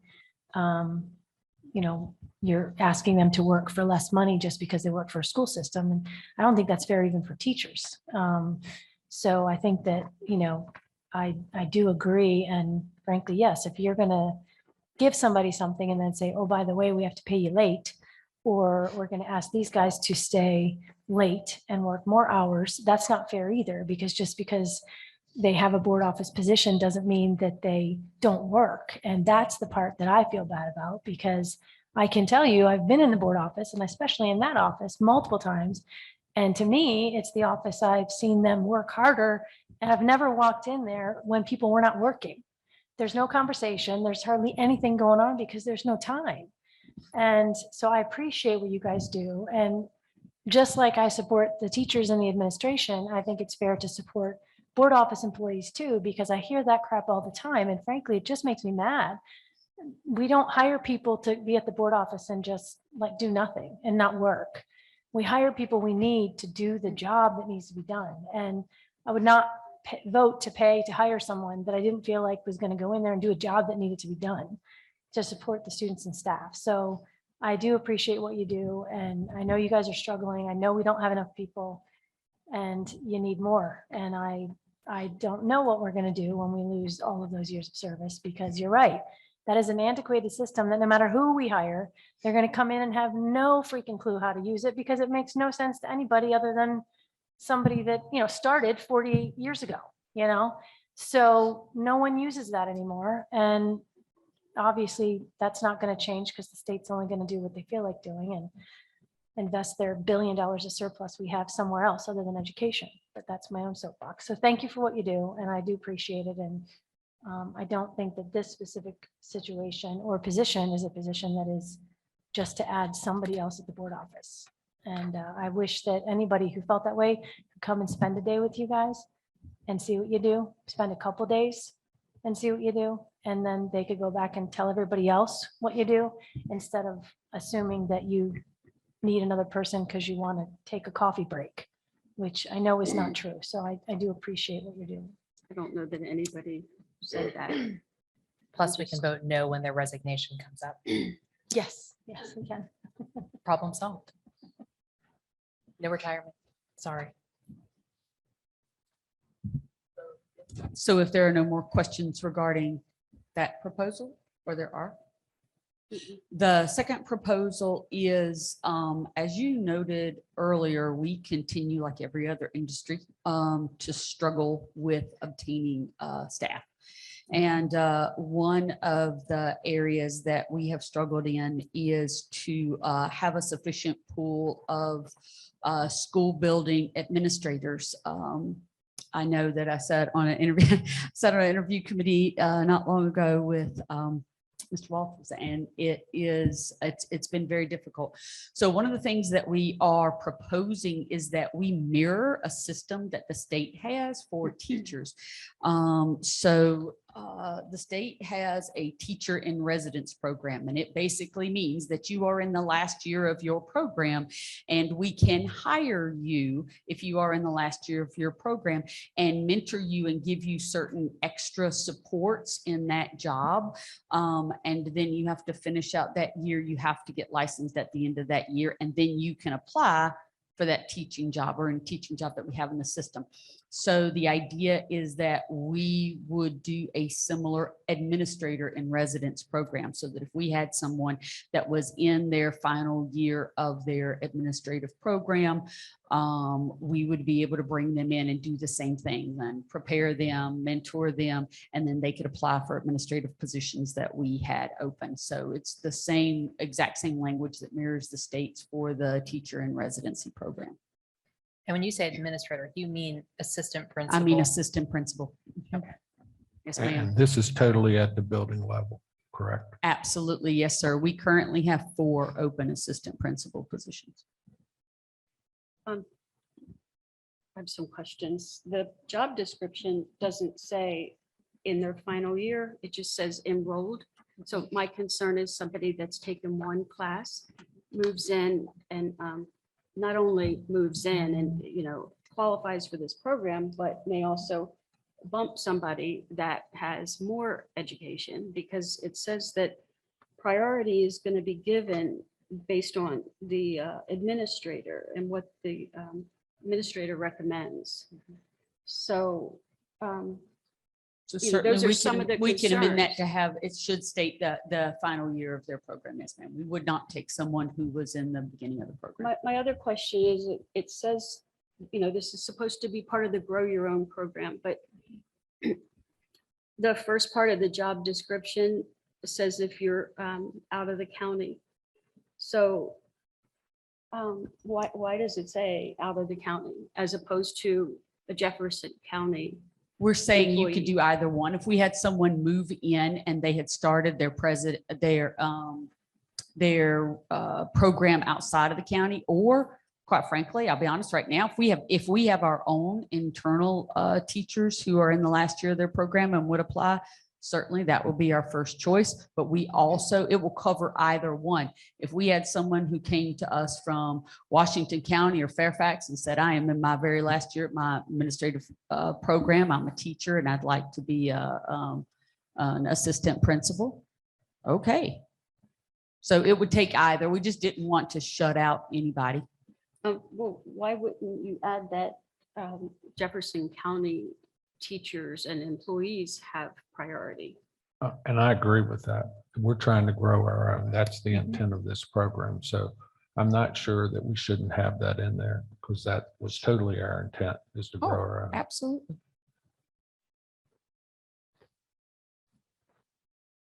So you said that it's for assistant principals. So there's no Yes, way ma'am. this could be used to have an employee at the board office that doesn't meet qualifications as an administrator and move in.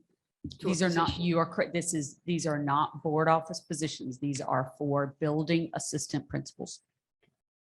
So could it say that then too? Because it just says administrator in residence. And I mean, does the, say there's other administrative positions like athletic director? Would that qualify if the person wasn't, if they're in their last year of certification, but they want to, move into this athletic director position?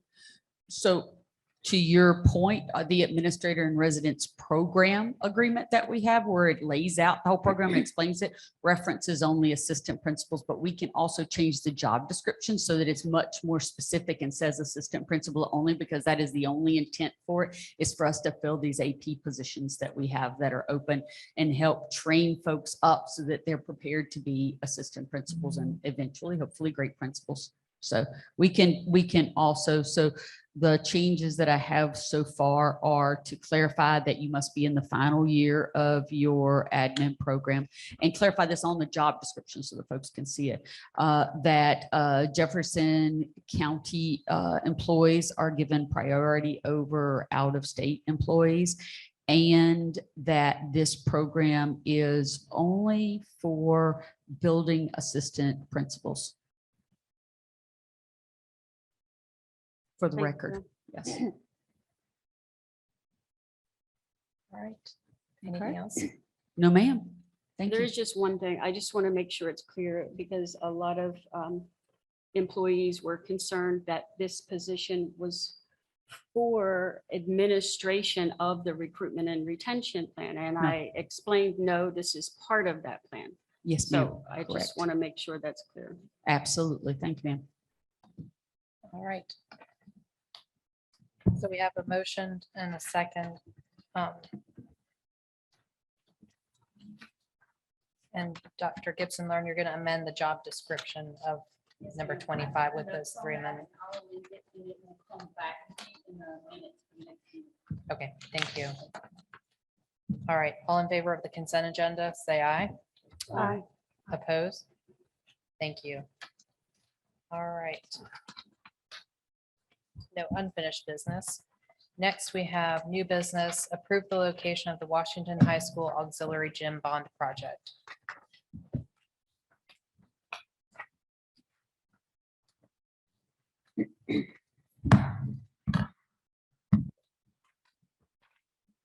Okay, this evening, we have a short presentation, if you would like one, from Mr. Randy Jones, Principal Architect on the project, who's been responsible for the drawings and specs. So if you would like to start off that way, Madam President, I'll defer to you. How you'd like to begin? That sounds perfect. Okay, great. We'll add Mr. Jones as a panelist, and he will review the options you have before you and the costs of those options. So if you'll give him just a minute to join.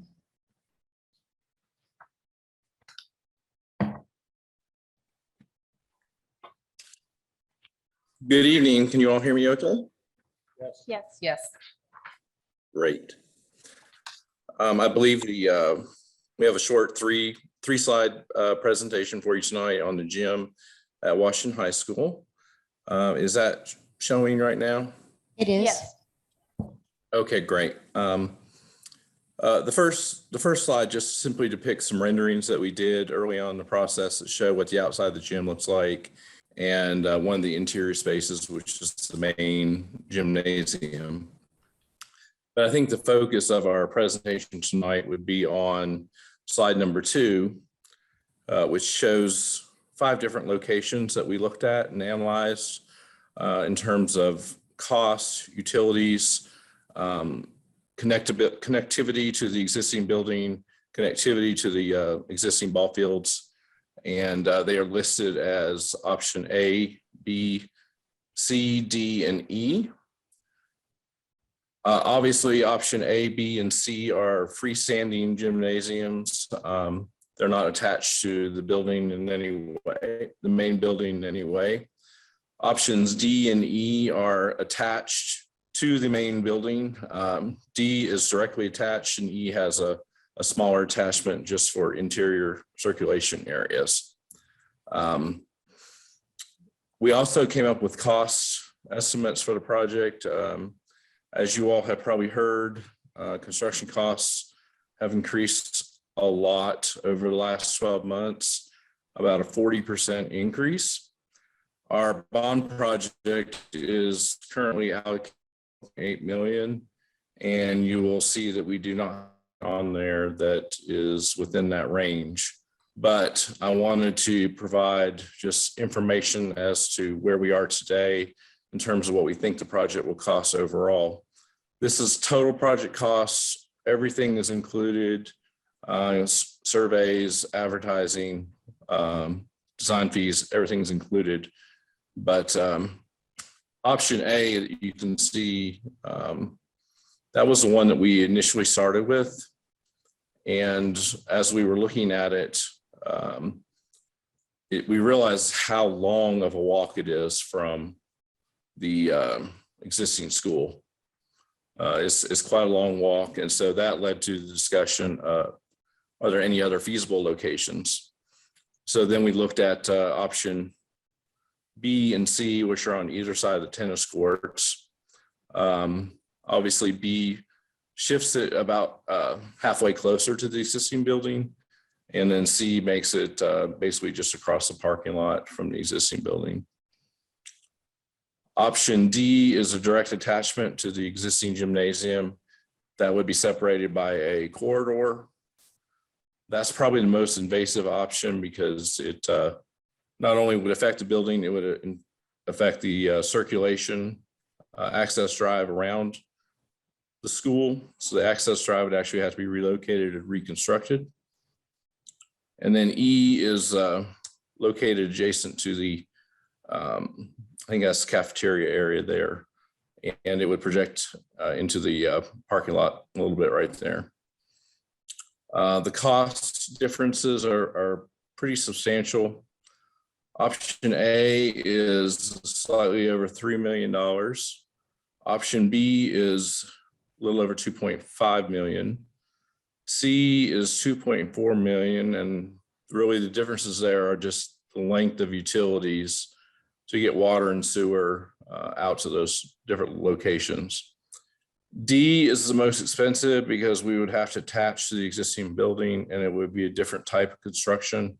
It would be more of a conventional school construction, and we would need to closely match all the materials on the building, the style of the building.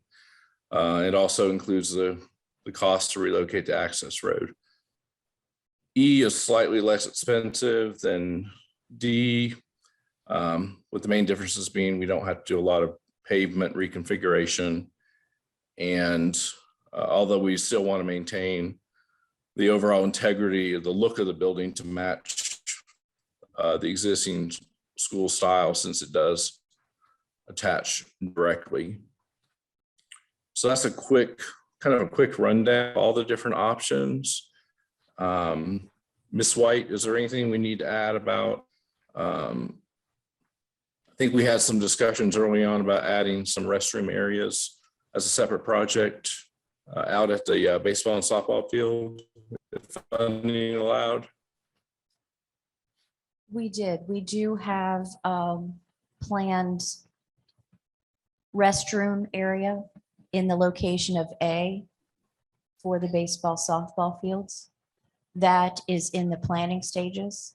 It is not a project that yet is underway. We are checking with the utilities on what it would cost to bring the utilities from Hewitt Road over to location A. Yes. So that can also be done as a possibility as you make your decision. I want to let you know that's a possibility. Yes. Is it time for questions? I don't think you have a motion yet. Oh.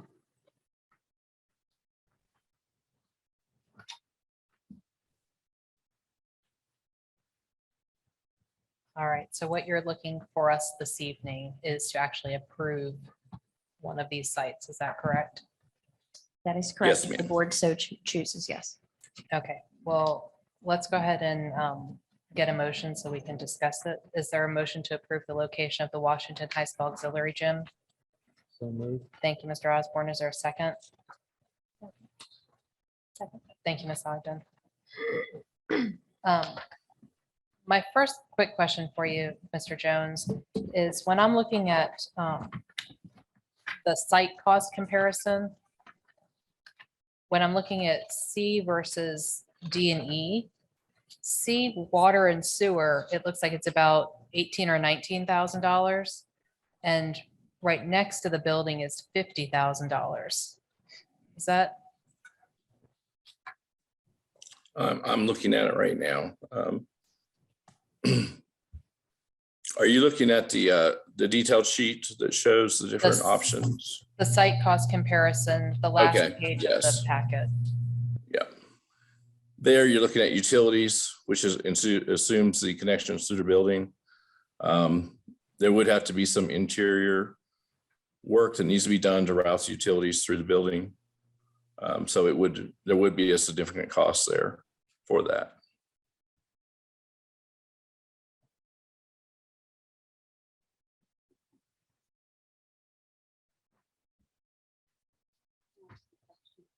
Yes, ma'am.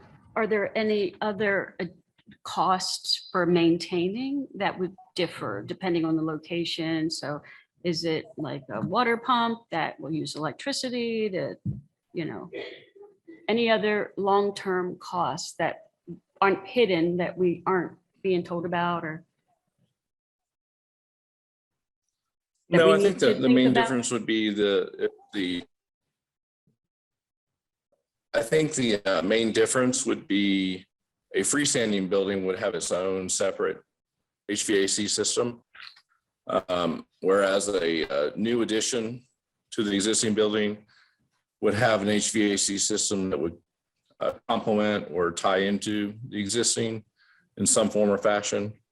I don't know that one is necessarily better than the other, but that's just something from a controls standpoint is Mr. Caton would want to consider.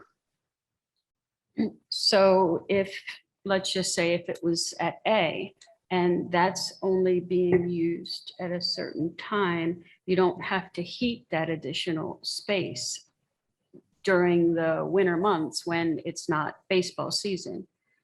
No, never mind. Forget that question. I have another question. Aren't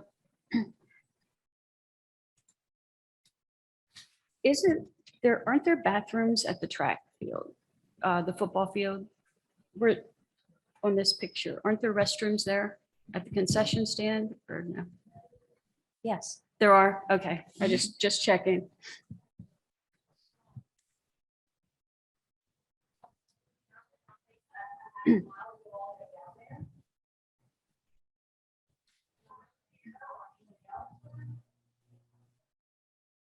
Did that, I'm sorry. This Yeah. isn't a town hall discussion, so we're not allowed to take questions or comments at this point. We do appreciate the fact that you made public comment. We heard you, and now we're just trying to move forward here. Ms. White, were you going to say something? no, I was just going to ask if we sufficiently answered her question. Are there restrooms anywhere else that we're not being Just the told? restrooms that you named, yes. Right.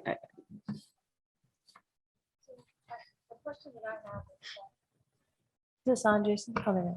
The question that I have, or the thought that I have is, for me, I think that we are talking about a couple different things. You know, obviously, it's clear from the comments that we have a need that we need to address a couple needs. Number one, and I think it's probably at both schools where you need storage for your kids' stuff. Like you need a locker. Or as an athlete, you have to have a place to put your stuff, and it is expensive. Any sport, it's very expensive. The second is the fact that you need some kind of bathroom facilities. And I know that that's, you know, that's difficult. Concession stands difficult, you know, thankful for the Vickers out at Jefferson who built that softball field. Or, you know, frankly, Mr. Osborne for signing the note to put the lights on the field at Jefferson all those years ago, and that's how it used to be done. So I'm thrilled to hear that we're going to have lights, which has been a definite need, which I agree. I think from the gym perspective, at least in my mind and from the community that I heard, when we were looking for an auxiliary gym, we're looking for that auxiliary gym because we don't have enough room to do PE for students actually in the current building at Washington High School. Is that my understanding, that that's why we need, no different than at Jefferson, they use the auxiliary gym. So they have sports and students to do PE, and there's another place to put those students. So that to me was my understanding of what an auxiliary gym would be from the beginning. But what It is my Ms. Marcus is understanding, saying no. no, it was my understanding from the athletic director last year that the gym classes do double up. Is that correct, Ms. Mills?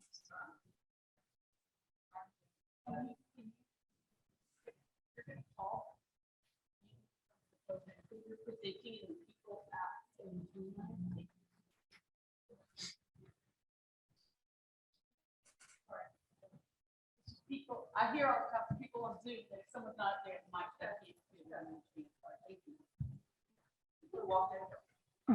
Our gym can be divided into 3 sections. That is true. However, noise level is quite prohibitive to making things happen.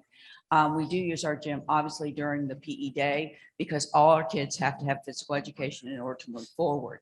However, as people have said, inclement weather causes a great deal of stress to all our teams. We do have a drop down batting cage in our gymnasium.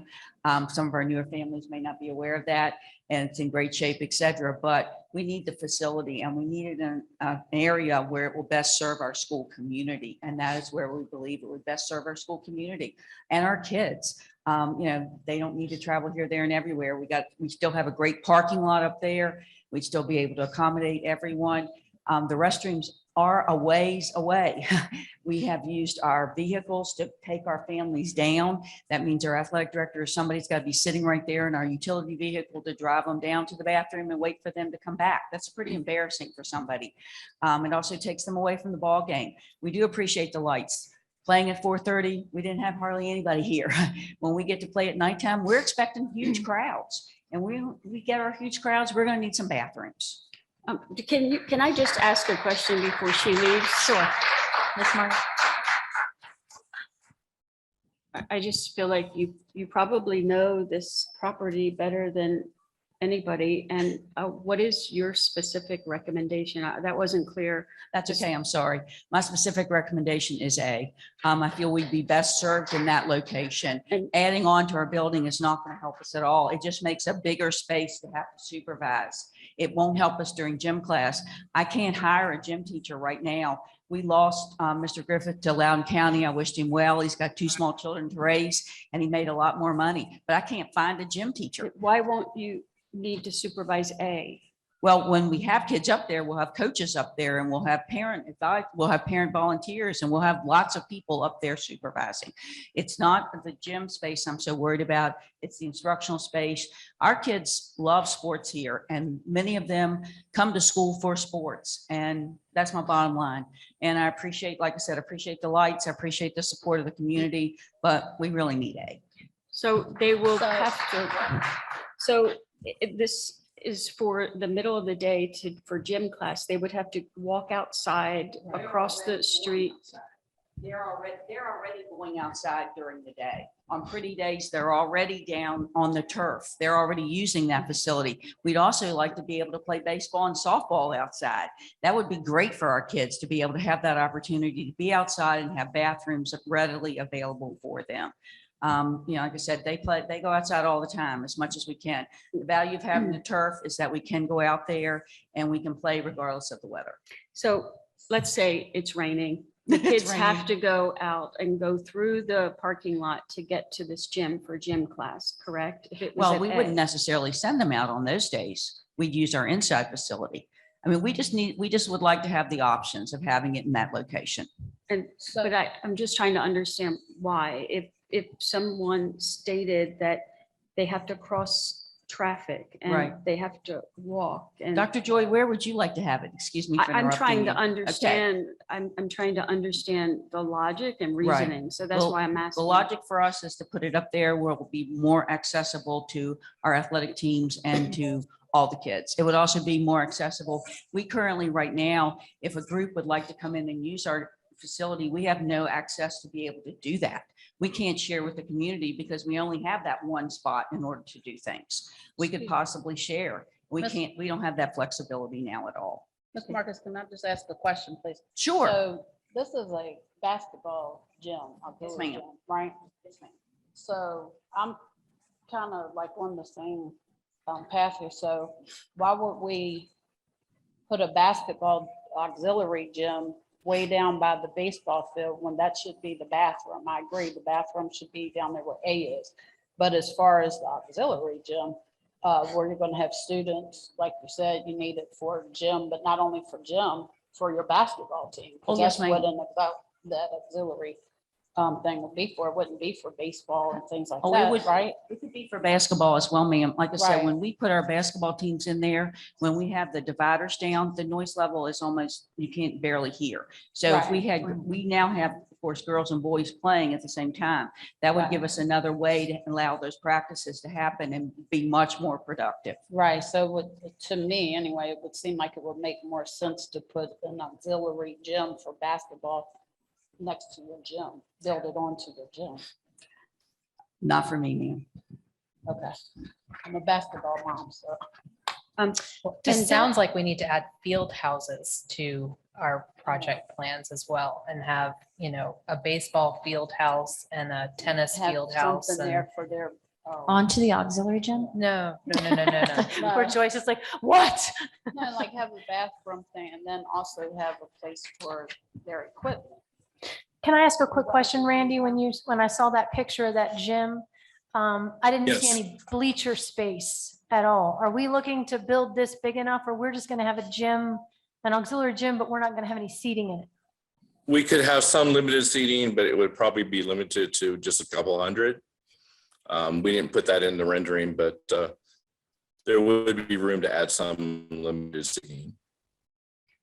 And if we find out we need to have seating for 400, then the gym size could grow a little bit to accommodate that. And the other thing I think originally we were hoping to get when we talked about, Washington not getting the auxiliary gym was also, having a weight room space. There is a because weight room Yes. space included in There in is the a weight room auxiliary gym, space. yes. So is there a weight Yes. room currently at Washington High School? There's a small weight room at Washington High School, yes. And this weight room was designed with the input of a committee, and it is larger than the current weight room and would provide an extra weight room in the auxiliary gym. The weight room is more of a weight closet. Yeah, that's what I thought. Did you say that D is the most invasive? I didn't hear that part. He did. Yeah, okay. Yes. My concern is to build an auxiliary gym and not have anybody be able to come watch. Because you can't really utilize that space you can utilize it for the school day and for, the kids, but I don't know how you have another space for an activity and not be able to have any seating for people to come see it. I don't know that's gonna be a nightmare for any kind of crowd control, police, parents. Have anybody else been to a middle I school? think or the high school intent of football? that gym is for practices, not for playing. So games. practices Yeah, I mean, for, if they're gonna play games, they're gonna play it in the big gym. There. but is it my understanding as from, Now, for community use, it would be nice to have a few seats, but I don't think we need a big amount of bleachers. so do we have a full-size basketball court in the auxiliary gym at Jefferson High School because it was the original gym before they built on? Do we know? I don't know that answer. Yeah, and is it a full-size basketball court?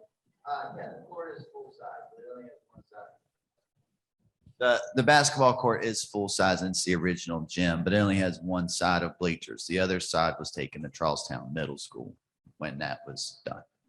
Okay. In their auxiliary. For location C, it's right next to the parking lot. So if you had visitors, they could use that, and it's close enough to the school, and it's 500,000 less than A. Is that correct? What would be the benefit of putting it at A versus C? It limits the amount of people that are gonna be able to use it. It limits what sport teams would be able to use it. A limits, it's for more like baseball, it looks like. It'd be right? baseball, softball, tennis, and football. No, what I'm saying, A is next to the baseball field, but C is closer to the parking lot. So why couldn't anybody use C just as well as they could use A? C is less limiting than A. It doesn't cure our problems up to the baseball field and the I think softball field. the problem that I'm hearing at the baseball field is we need bathrooms. I'm not hearing that we need a these gym. Bathrooms up there. There's no Right. doubt I mean, about I that. think I'm hearing two separate issues. The Yeah. issue is the school community and the kids. I don't want them during the day to be walking across a parking lot and have to walk all the way up a pathway in the middle of winter to be able to use an auxiliary gym, which I don't think that all those people in the community that voted for a bond thought an auxiliary gym was going to be all the way out by the baseball field. I don't think that usually an auxiliary gym is built onto a school, but we have an obvious need clearly for bathroom facilities because it is a long walk. I mean, I've been out there. It's a lot. I like that you have that additional parking space and, you have places that you can go out there. But I hear that we have two needs that need to be addressed. I mean, I think that the pull to pull that building out there is because we need to have bathroom facilities. But I don't know that that's the place to put that 50 years from now when we're all gone, when they need the auxiliary gym and the schools are going to continue to grow. We're not going to build a new high school for years to come. And then you're gonna have more students that fill a building. You can't even have gym facilities. You don't have enough. For I mean, the anybody money- who was in Jefferson when it was packed full knows how that was. For the money that you would spend to put it at A, it sounds like you could put it at C and put restrooms at A. Perhaps, because you're already planning to look into putting restrooms there, correct? Not out of the same budget funds or the bond funds, no, because if you note, all of these locations are currently over budget. Okay, so we need to cut the costs then. So we're looking for a lower price location, but you do have an option to get money somewhere else to add restrooms at A, correct? I currently have a funding source for that. If restrooms were to go at A, yes. For the gym, I want the location approved. And then this is on the plan for 2023 to build the gym. So it's contingent upon prices flattening out a little bit with Mr. Jones, which Mr. Jones and I have talked about, and the timing of the bids of our other big projects, the new schools. But yes. And does Brandon have an opinion as the facilities I'm gonna keep Brandon out of expert? this. I think that our opinions are, it's based on the needs of the school, but based on the needs of what the board sees the vision of the gym at, what the school sees the vision of the gym as. Do you want it to be for all students' use? Do you want it to be for athletic use? What would be the purpose of the gym? And I think that's the question before you.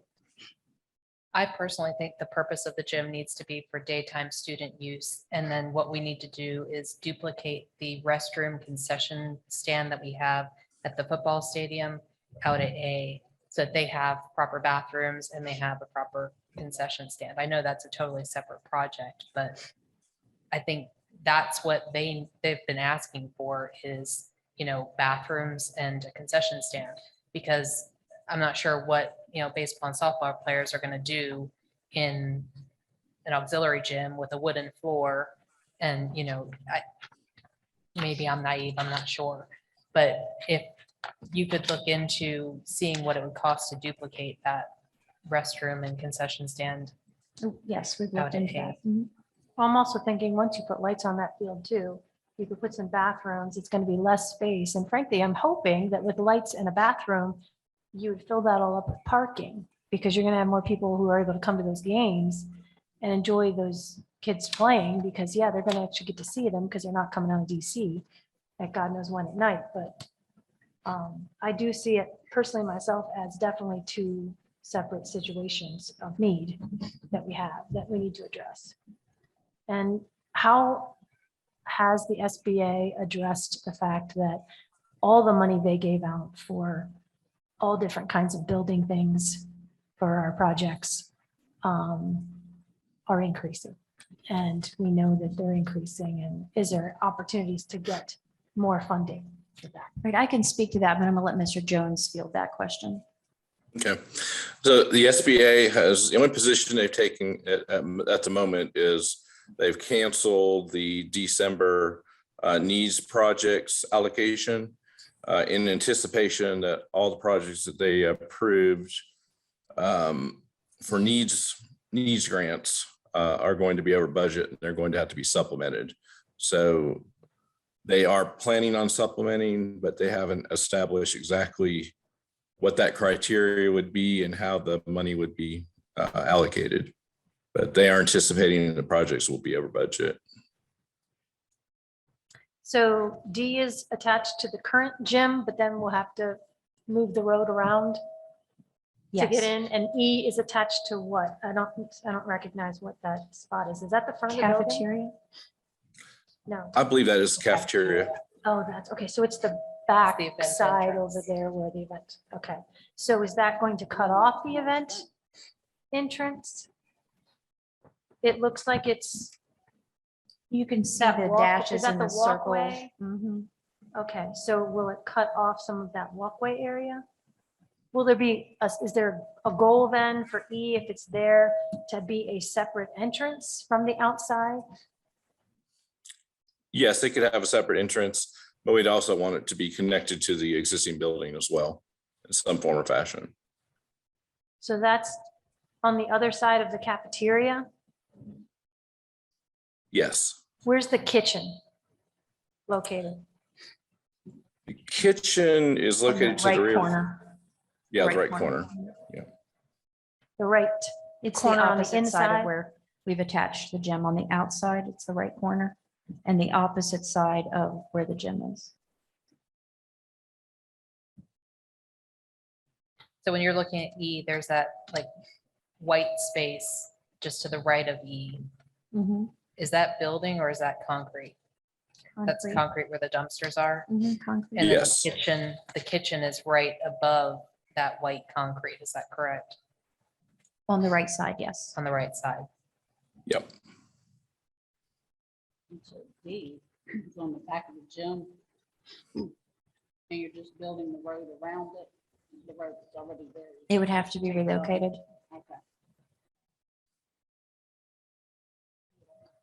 And we know that we have an easement opportunity to get around that if we had to put the road, because that gets closer to those houses and the hill.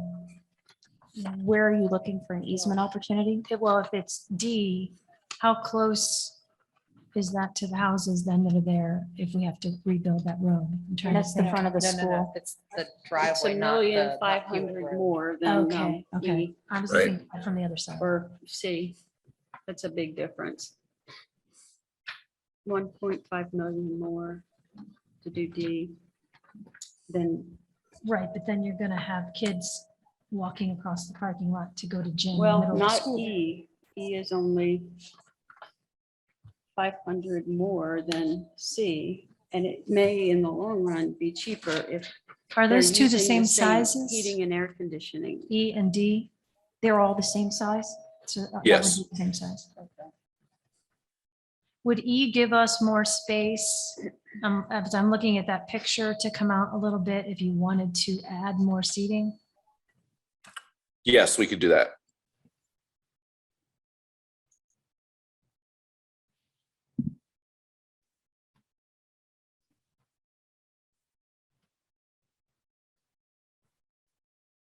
And the heating and air conditioning on E or D would just be added to what the school already has, so it would be cheaper, right?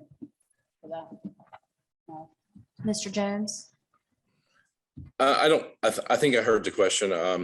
The heating and air conditioning systems for D and E would be a similar type system as what the current school is, but it would not be on the existing infrastructure, I guess I should say. But it would be tied in through the building automation system controls. Building automation controls, is that just for heating and air conditioning? Well, now we get into safety. Yes. It's another question. No, that's basically to put your night setbacks in place when the building's occupied, non-occupied, and so forth. It's a control system. I didn't hear Control you. It's a control system. Yes. But now, aside from that, the safety issue, if there is a lockdown, you've got people over there in C, it might be more difficult to manage, or I don't know. Plans could be put into place for that being offsite. There are offsite plans that you can put in place whenever you have a building that is not attached.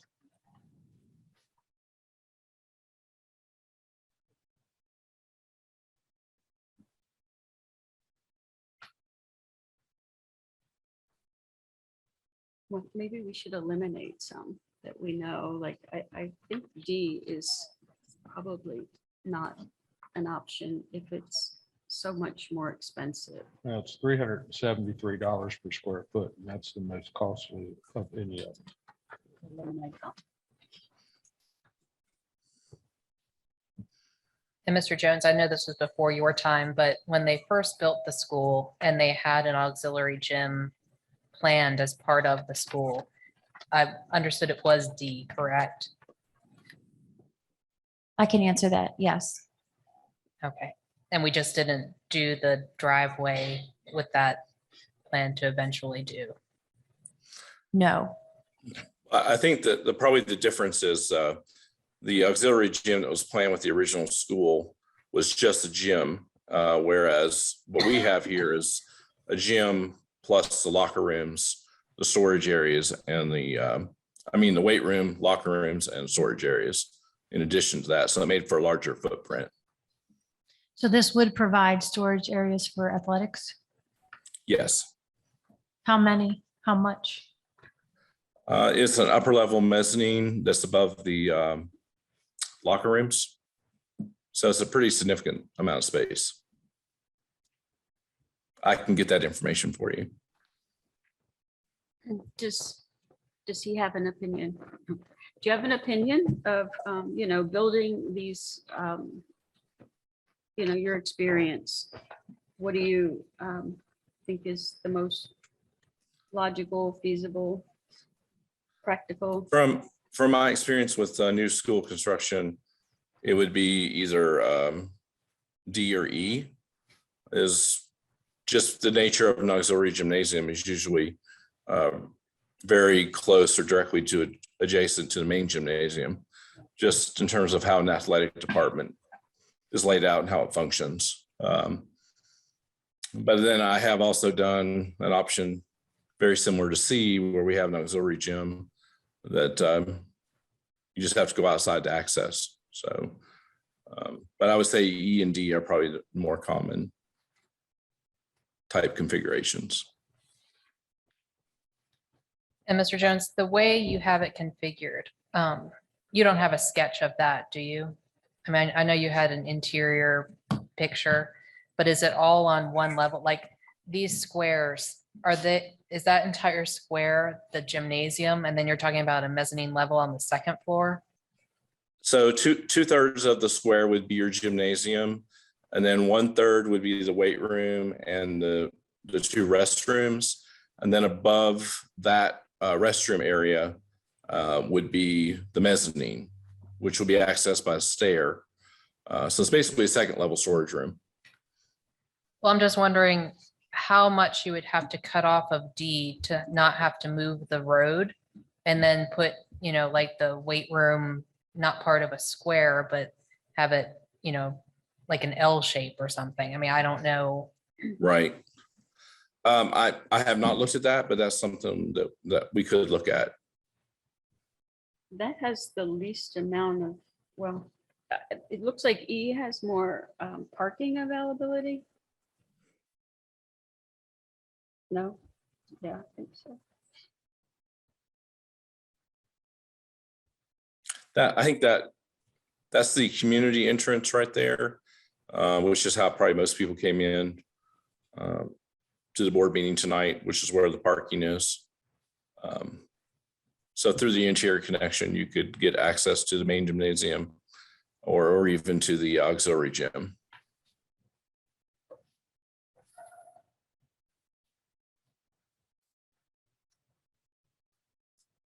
I can't vote for anything. Well, here's another question for you. Let's say if it is between D and E and, we're looking at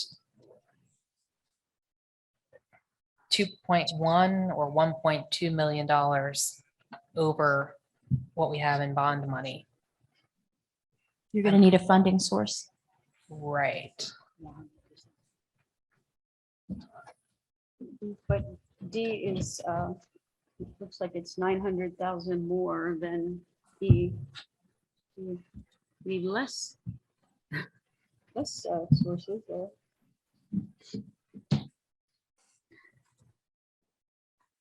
I would just say, excuse me, I would say E for the gym, but A for the bathrooms and concession stand, because I don't think that we can walk away without having the bathroom. That's a must. I can't vote for anything but A unless we have some other commitment for restrooms and a concession stand up there and a storage area up there. Because that's what those sports need. And that's what will be most used right now. Until we find out we have a commitment for something like that up there, I can't vote for the other areas. And so at this time, I'm not sure we shouldn't table this till another meeting. So we have something concrete that we know will go in at A that would serve those purposes. Because we have to have that bathroom, the concession stand and the storage. It needs storage, concession stand, and bathrooms up there. So at this time, I have a commitment for restrooms. There is not for storage or concession, a commitment of funds for that.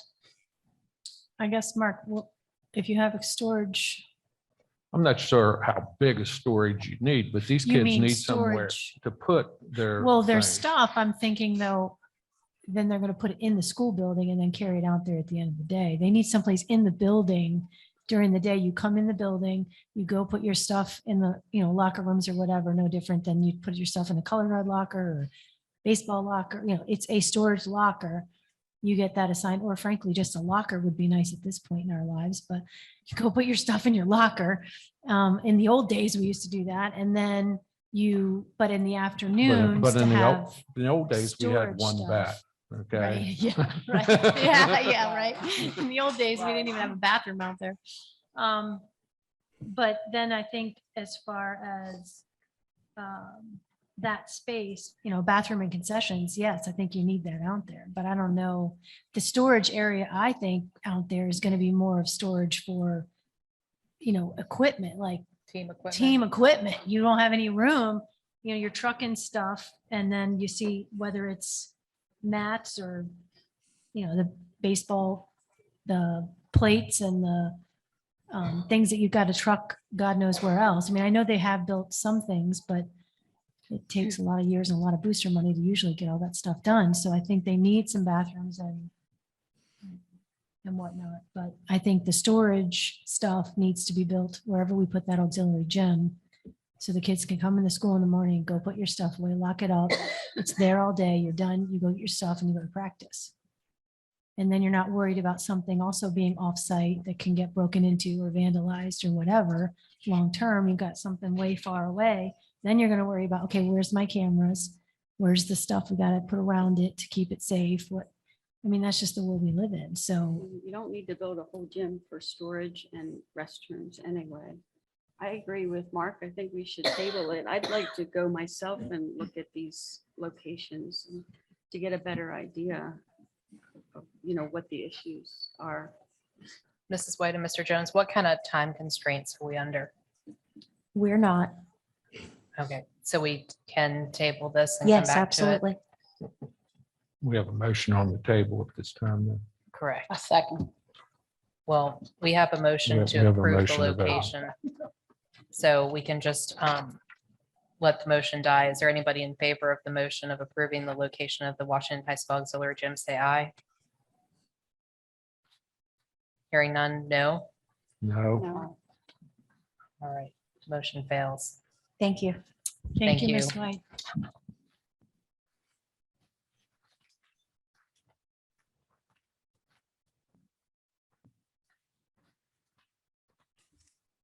Next, we have action on approval to place the comprehensive, Mr. Jones, thank you very much. Yes. We appreciate you Yes, thank being you. here tonight. Next, we have action on approval to place the comprehensive school counseling program policy on review.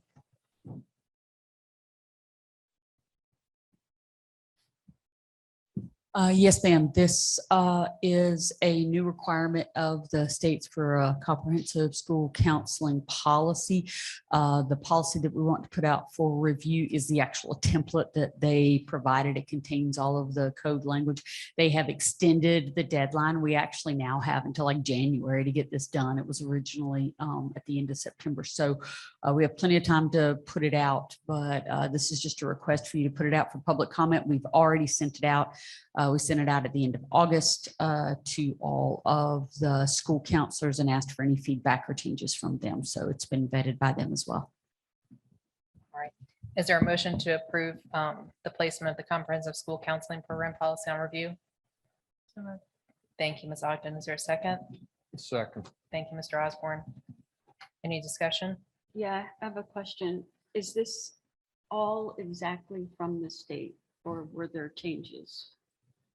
No, ma'am, that is verbatim for the state. All we did was fill in Jefferson's. Each one of the schools has their own that they submitted to the state for approval at the end of last year, but there's now a requirement that you have a county one as well.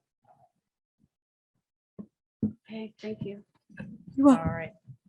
All in favor of approving to place the comprehensive school counseling program policy on review, say aye.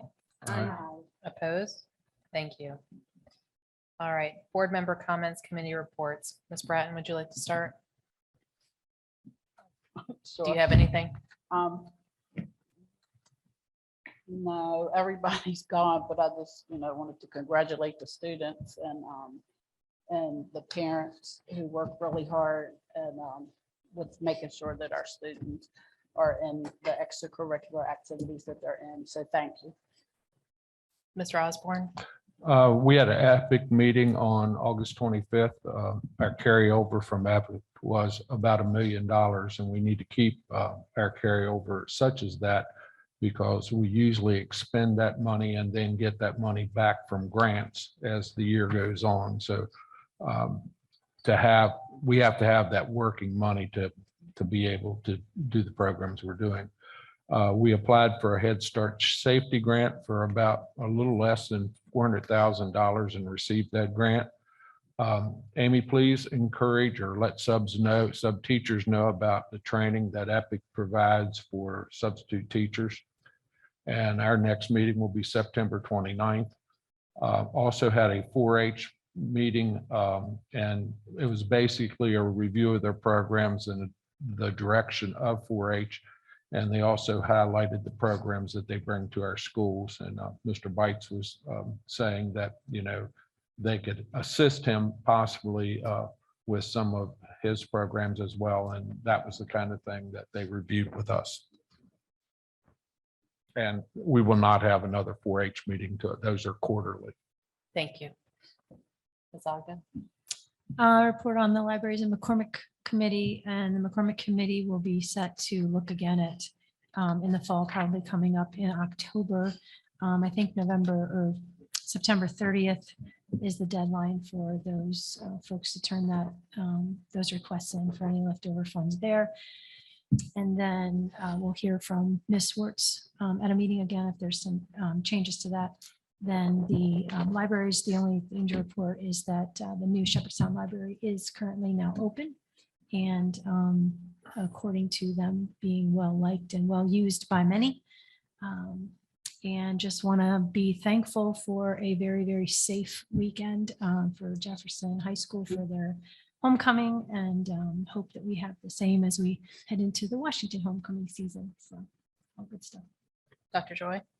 Yeah, the cultural committee, we haven't met yet. We meet in September or October for the first meeting.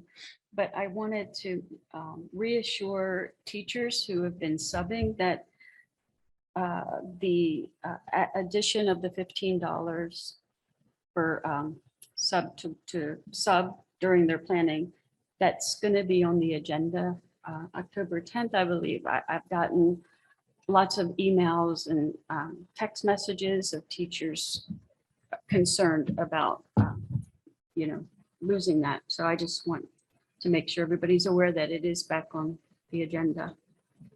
That's all. All right, and the Rumsey meeting, they are currently working from October 11th to November 4th to have all 10th graders visit their facility to try to recruit students and kind of give a better understanding of what Rumsey is and what Rumsey has to offer. And then on November 10th, they have an open house from 5:30 to 7:30, if anybody would like to attend that. The Development Authority meeting was this past Tuesday. I was actually out of state at a family funeral, so I was not able to attend. But I want to thank Mr. Dirk Webb for making a presentation on the Jefferson County Schools Career Fair. All right, Superintendent. So just a couple of quick things. Number one, tomorrow is the launch of our first two micro-credential programs. All of the assessors are in place at the school, so they're ready to start helping folks. We've got their trainings scheduled. This week, Thursday, the 29th at 11 a.m., there is a dedication at Cool Springs from the Piedmont Valley Audubon Society. I will be speaking there on behalf of the schools and thanking them for their service. They often support us in training for our art teachers and for students and utilizing that space. And they are going to dedicate the Case Nature Center for Miss Linda Case, who was the one who donated those 63 acres. And they've been very generous partners with us. I'd also like to recommend for folks on Sunday, October the 2nd at 3 p.m. is the 155th anniversary of Storer College. I will be there. Our Black Student Association will be there to commemorate that event and the illustrious history of that organization. And finally, I'd like to sort of have a shout out to the city of Ranson. On October the 10th is a staff development day for us. Students are off of school because it's holiday, Columbus Day. However, because it's staff development, we have been struggling to have enough room to run all of the classes that we need for all of the different folks. So they have actually very generously agreed to open up the Ranson Civic Center for us on a holiday on their day off, and we're deeply appreciative of their partnership. So it takes a lot of different people working together for kids, and we have some wonderful partners in the community. So I just wanted to publicly thank them. Thank you. Before you walk away, happy early birthday tomorrow. Thank you, ma'am. Last year it was on board meeting day. Yay me. That was mine this year. So Yeah, it's good times. Well, happy birthday. Yeah, thank you, ma'am. So I understand we have an executive session tonight on personnel and also land easement Yes, ma'am. And we expect action from those. for both of them. Yes, ma'am. All right. Is there a motion to go into executive session for personnel and land easement? So moved. Thank you, Mr. Osborne. Is there a second? Second. Thank you, Ms. Bratton. All in favor, say aye. Aye. Opposed? All right. Thank you.